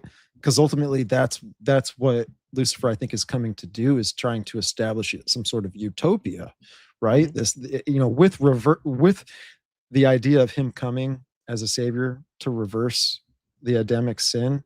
It's like he wants to get back to that Garden of Eden status. And this could be maybe a, who knows? I'm just theorizing, right? No, I think you're exactly right. I think it's going to be a material utopia that's sold to us. It's going to be more of an imprisoning utopia than we think. But yeah, things are going to be convenient. Things are going to be nice. It's still not connected to God. It's the least connected to God you'll ever be. You know, Satan, Lucifer is a beautiful spirit. It says, you know, he was the most beautiful angel. He was the, you know, beautiful songs, music. He had the most knowledge. They say he might have been the highest of the seraphim, which was the representative body of angels of knowledge.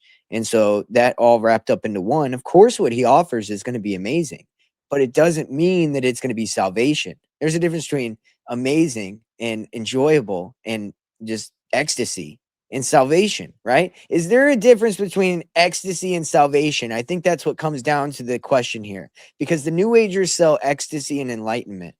Is that salvation? That's the question. Yeah, it's so funny. Like you're describing. I don't think it is salvation. I think it's no. ecstasy. It's enjoyment. It's yes, yeah. It's the pleasures of the flesh, the desires of the heart, which ultimately To are the depths, sinful. yeah. You know, And to the deepest level, it might be the most amazing ecstatic thing ever, but it does not equal salvation.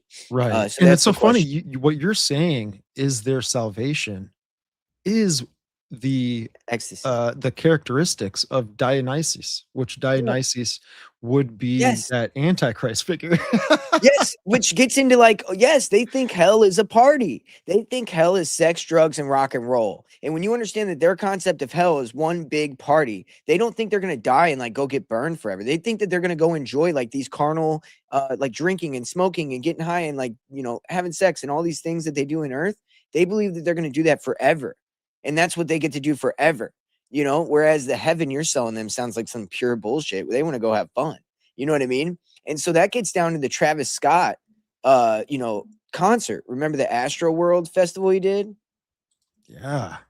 Dude, that matches a where they entered into the mouth of Mott or Ball yes. or all that kind of crazy stuff, man. Yes, People died. and it was a replica of an ancient a Renaissance style artist rendition of what hell looks like. May I show you that? Because I think it's very important to look at that, dude, because Oh yeah. wow, dude. Hold on. Let me find the actual Renaissance picture. With the mouth. I don't know what it's called. What is it? What is it from? Oh, okay. I see what you're saying. No, I'm trying to find it, but it was like Astro World was based off of it. Mm-hmm. You know, there's I so can much find it on social symbolism, media too. really fast. Oh, go ahead. I'll look. Yeah, there's for so one. much symbolism behind all of this stuff and in these concerts and all of this, which I think the concerts nowadays, especially with people taking ecstasy, funny, right? What did we just describe earlier? People go there, they take drugs, they drink, they do all this stuff. And it's almost like this isn't me like putting people down that go to concerts, by the way.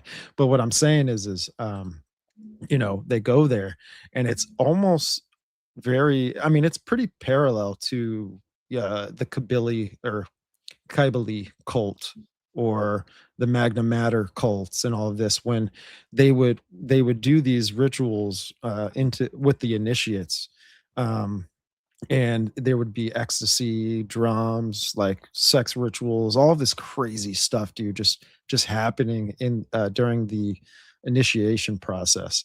And Yeah. I just think that's kind of like maybe what we see with a lot of these concerts that are super demonic, and like these EDC concerts and all this kind of stuff and whatever.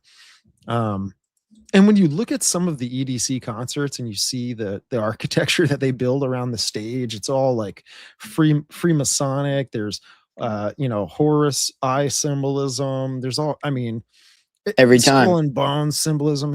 It's mystery religion symbolism every Yeah. time. Every single time. And it's the generations that are coming up through this. I mean, this idea is just going to probably it's going to evolutionize, and it's going to change, and it's going to adapt to the culture, and that's like where the state of it is right now, kind of like what you showed and described and all of that stuff. But I know that painting, I think that you're talking about, Dude, it's like I can't find it. Yes, I can't find it. Does anybody know? Does anybody know? Because it looks just like the Astroworld stage, like the mouth opening up. You got everybody, but that's a depiction of hell as they believe it is, which is one big party. If you look close at the picture, it's like people are having sex and drinking and dancing, and it's a big party. But Dionysian, all that. Yeah, that's exactly right. That's what they think this is. I can't find it either. Dude, it's like they got rid of it. I don't know what you got to put a perfect keyword to find it. I wanted to show you this because this contributes to something of Dionysus. This is something I put on X, and I'm sorry, everybody, but with my long posts on X, I'm trying to include a lot of pictures into it to maybe get people to take a look at it. But I think when people just see your post and then it says show more, they're like, it's too long for me. People's attention spans are not that. Dude, X is like built like that. It's weird. But I wrote here, right? And I said here, it says how Jesus shows ultimate authority against the Antichrist. And God's done this throughout the Bible with a lot of the different gods. Ultimately, I think it's against the mother and the child of the mythologies. And it says here of one of many instances we see in scripture, and this is Revelation 19:15-16. It says, out of the mouth goeth a sharp sword, and with it he should smite the nations, and he should rule them with the rod of iron, and he treadeth the winepress of the fierceness and wrath of Almighty God. And he hath on his vesture and on his thigh a name written, King of Kings and the Lord of Lords. So this is Jesus Christ in his return, coming back, right? And so when I read that right here, where it says, and he hath on his vesture on his thigh a name written, King of Kings and Lord of Lords.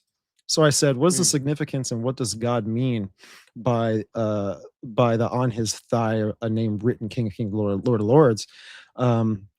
Let's connect the dots and point out the counterfeit that mimics Jesus Christ, the one and only true God. And in the Greek mythology, right, which is the primary source of what I'm about to say, depicts Zeus sewing Dionysus into his thigh to complete his gestation after Semele's death, and making Dionysus twice born. So this is like the raising of the Antichrist. But I found it funny that Dionysus goes in is sewn into the thigh of Zeus. And so I again, like, God does this all the time throughout scripture, where when he comes and does something, it's like, he's showing the origin of this all laid out on the table, meaning like God came up with this first. This is something significant to God's plan. And Satan has always looked into the playbook. He's looked into the word of God. And so he's built a counterfeit through all the mystery religions to mimic God and to be like the Most High. That's exactly right. But when Jesus comes back, he's the one that is the real. Yeah, he didn't need to go inside of He didn't need to go in a thigh. Lords on his thigh. You know what I'm saying? Like, he's the one, dog. Backhand. He didn't need to go into a thigh to come out of it and all this shit. Yeah. You know what I mean? He just he resurrected himself. You know what I mean? That's the kind of Right. the throwaway to their bullshit. Yeah. So hey, shout out to somebody earlier. I don't want to lose this. Oh, where's it at? Oh, Chris again. Christopher with the shout out for with the super he chat also again. said Thanks, brother. What he did was he got us to the photo. Right oh, on, let's dude. go. I got you. Chris. Yeah, so yeah, put that shit up there. We could show it. Okay. So that's hell, dude. Wow. That's And wild. you got the pitchforks and the fire and the people, and there's also, it seems like, it's more of a demonic kind of version of hell. But like I said, these people believe it's a party. So then you have this kind of, and I wish it would show more like of the actual everything. It just shows the stage, dude, but this there we ties go. into the Raelian beliefs, where how the culture There's 7 was. mountains. Oh wow. Well, technically, I don't know if they count these as mountains. But the there's mountain 7 worship goes points. back to the divine goddess worship. Kibali was known to be worshipped in the mountains. Lucifer even says, like, I will be like the Most High. Pan was worshipped on a mountaintop. And when you look in the Bible, Jesus shows his ultimate authority over those gods. He goes the transfiguration on a mountaintop. When he was giving sermons, he was on hills, high places and stuff. So again, when he comes back, he's gonna come back on the Mount of Olives. So it's like just so funny, dude. Exactly. And it's just because they try. He's like, I'm gonna come wherever you think you have dominion over and just mark my territory, dude. I'm gonna let you know and show what's up, because they descended on Mount Hermon. So this replication of mountainous, energetic, whatever is what they keep doing with CERN, etc. Yeah, man. I guess really the only thing we haven't talked about in the show, well, we talked about it a little bit, but like the Black Awakening, tying it back into everything that's kind of we've discussed. There's a time, right? Because we're talking about the Antichrist, so I might just add this to it. The beast goes to war with the Lamb. He goes to war with the saints. There is like a persecution that the church goes through. Honestly, it's like the wrath of Satan on God's people just before God comes and gives his wrath. So there's a concept out there, and it's called the Black Awakening. And according to Russ Dizdar, who wrote the book, he compares it to one of the seals in Revelation, where peace is completely taken from the earth, and there's like bloodshed and war and all of this kind of stuff. I guess I'd ask you, I guess I'll just get into like he says that this is done ultimately by Lucifer and the people that worship Satanism and all of this, and that these are like a group of probably maybe engineered in some way, maybe upgraded, because he says that they're super soldiers, but he claims that they're satanic super soldiers, because their job when the time comes, when this wrath of Satan is deployed on the earth, that they're to go out and to try and take out all the Christians, and this kind of made me think of when Tim came on the show. Shout out to Tim, 6th Century Podcast. But he said that the Roku Basilisk is like this artificial intelligence system, which Roku Basilisk is like a serpent, right?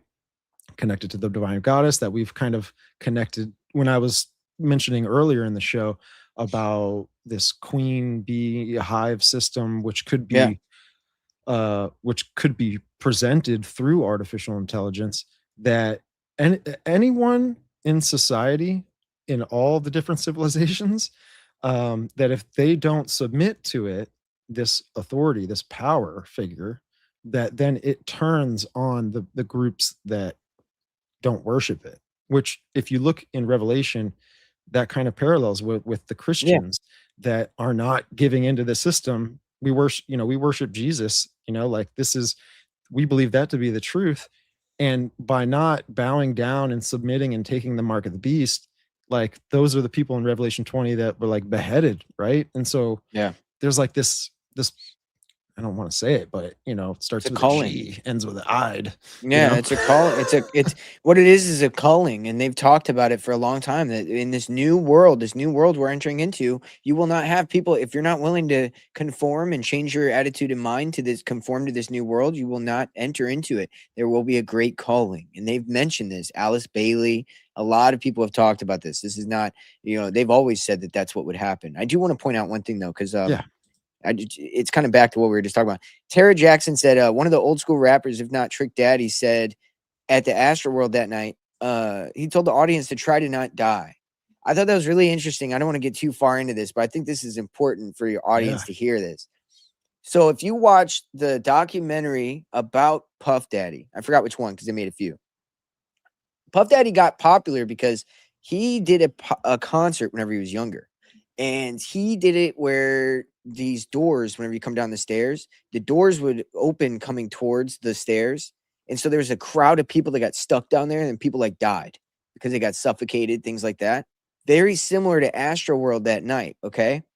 He had some weird connection where like it was like his birthday, the day that like they did the Astroworld, or like some weird connect. Like it was just weird because then Astroworld does the same thing where people die, just like with the Puff Daddy situation.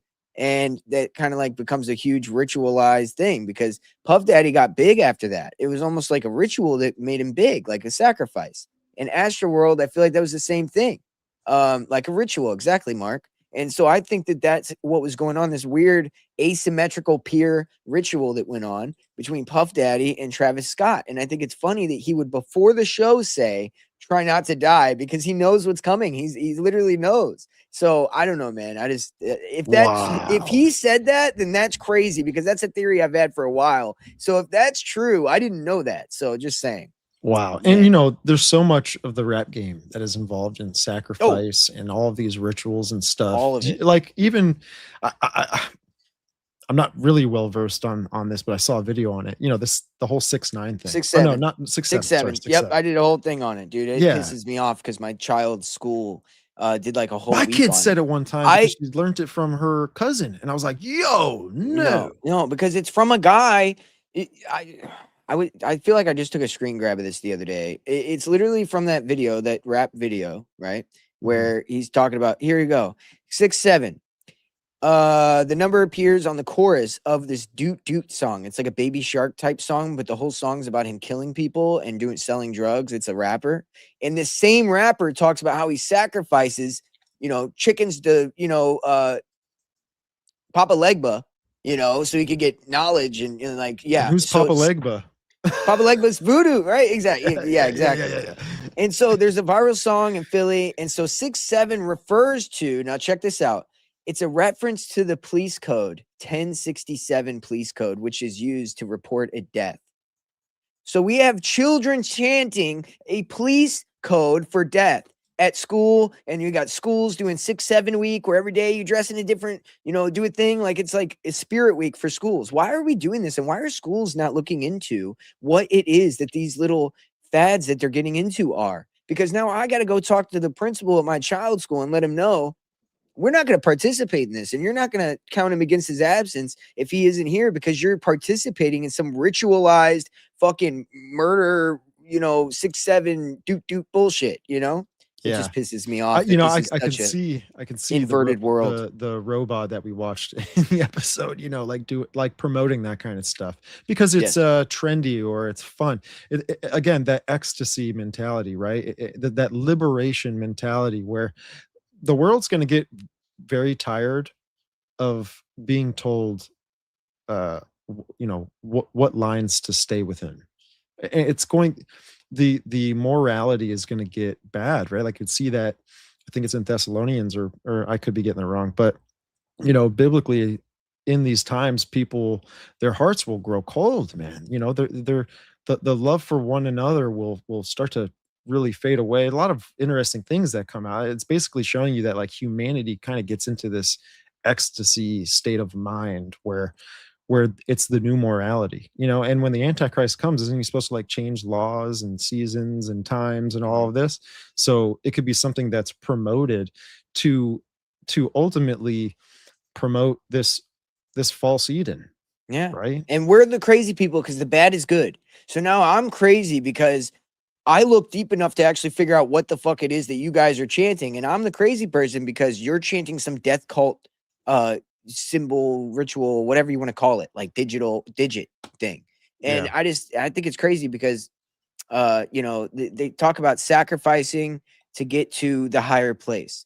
Symbolically, numerologically, that is what 6-7 means. You sacrifice your lower, you go to the bottoms of the abyss. That way you could be reborn and be better off. That is what 6-7 means. So the idea of him killing people so he could become successful in the rap game is the literal epitome of the whole song. And now you have children like, dude, no. Wow. And again, to the public school thing somebody mentioned, I agree. The homeschool. I agree. I'm trying to get him into homeschool actually next year. I've been looking into that.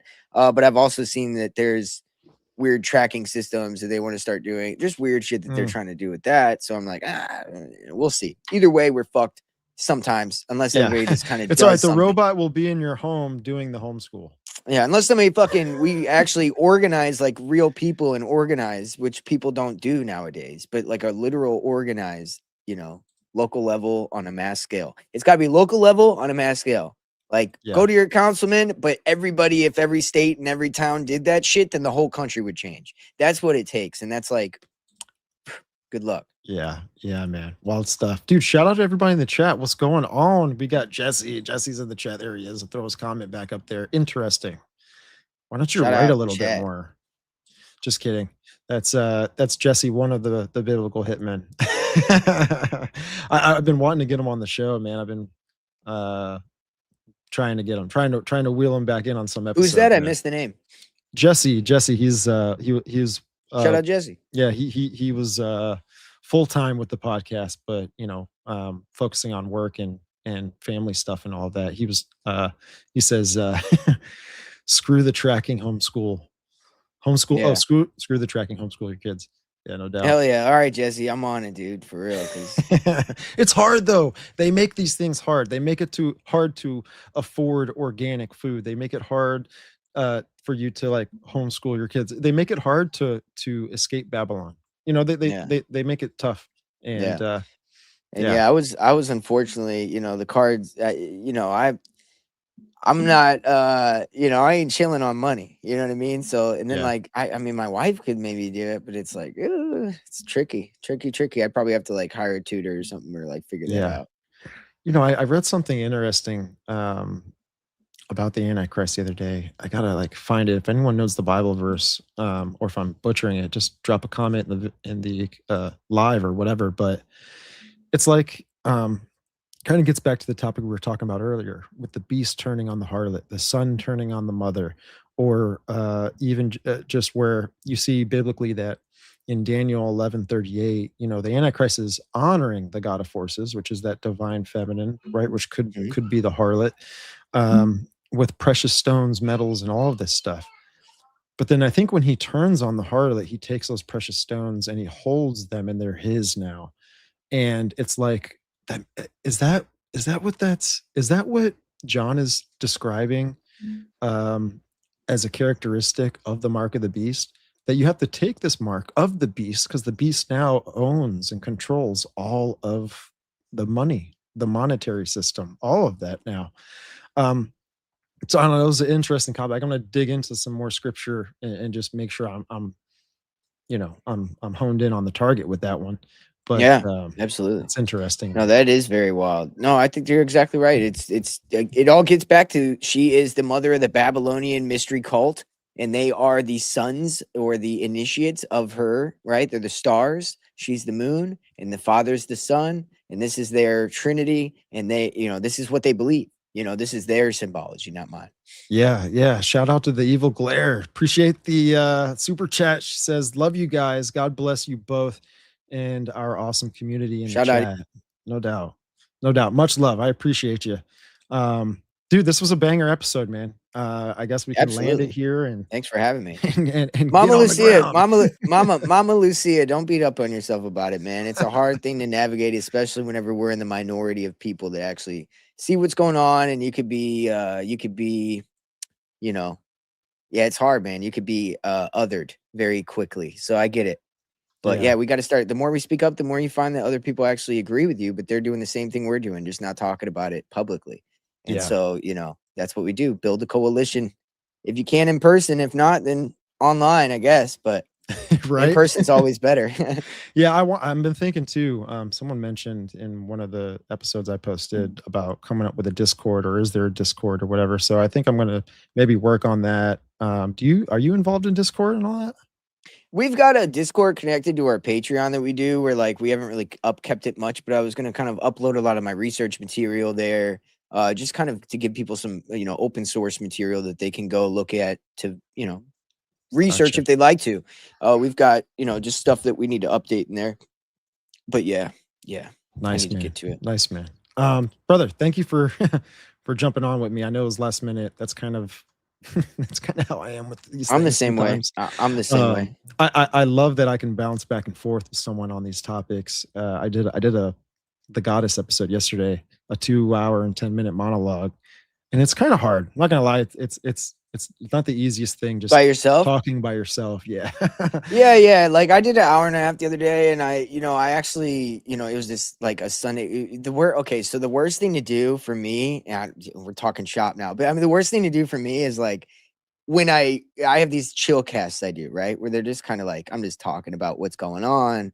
Let's go to this topic. We'll go to this topic. Wherever my mind goes, we're just getting into it. And so those ones are really hard and kind of whatever, whenever you go like over an hour and stuff. But yeah, like if I got a deep dive ready to go, we're good. You know what I mean? Like I got all my notes, my info, we could go deep, and then I could add my little riffs and we're good for a couple hours. But if I don't have a bunch of info, like if I'm just looking at posts that I've been seeing and kind of talk about narratives that I've noticed or whatever, I'll find myself saying things that I don't agree with later. And then I'm like, oh, that wasn't really a well thought out thing. I don't really agree with that. Now I got to like address that later, So I find myself doing with this last Sunday episode. I was like, fuck, I don't like that. But anyway, yeah. So that's how it is, dude. It's part of just speaking out loud, publicly. Right. Neff Hunter says, you doing a pod later on 6G? I'm thinking about tomorrow for sure. I might do one later. I don't know. The fam wants to go hang, but tomorrow for sure we'll be getting into. I'm thinking about talking about the MAID program.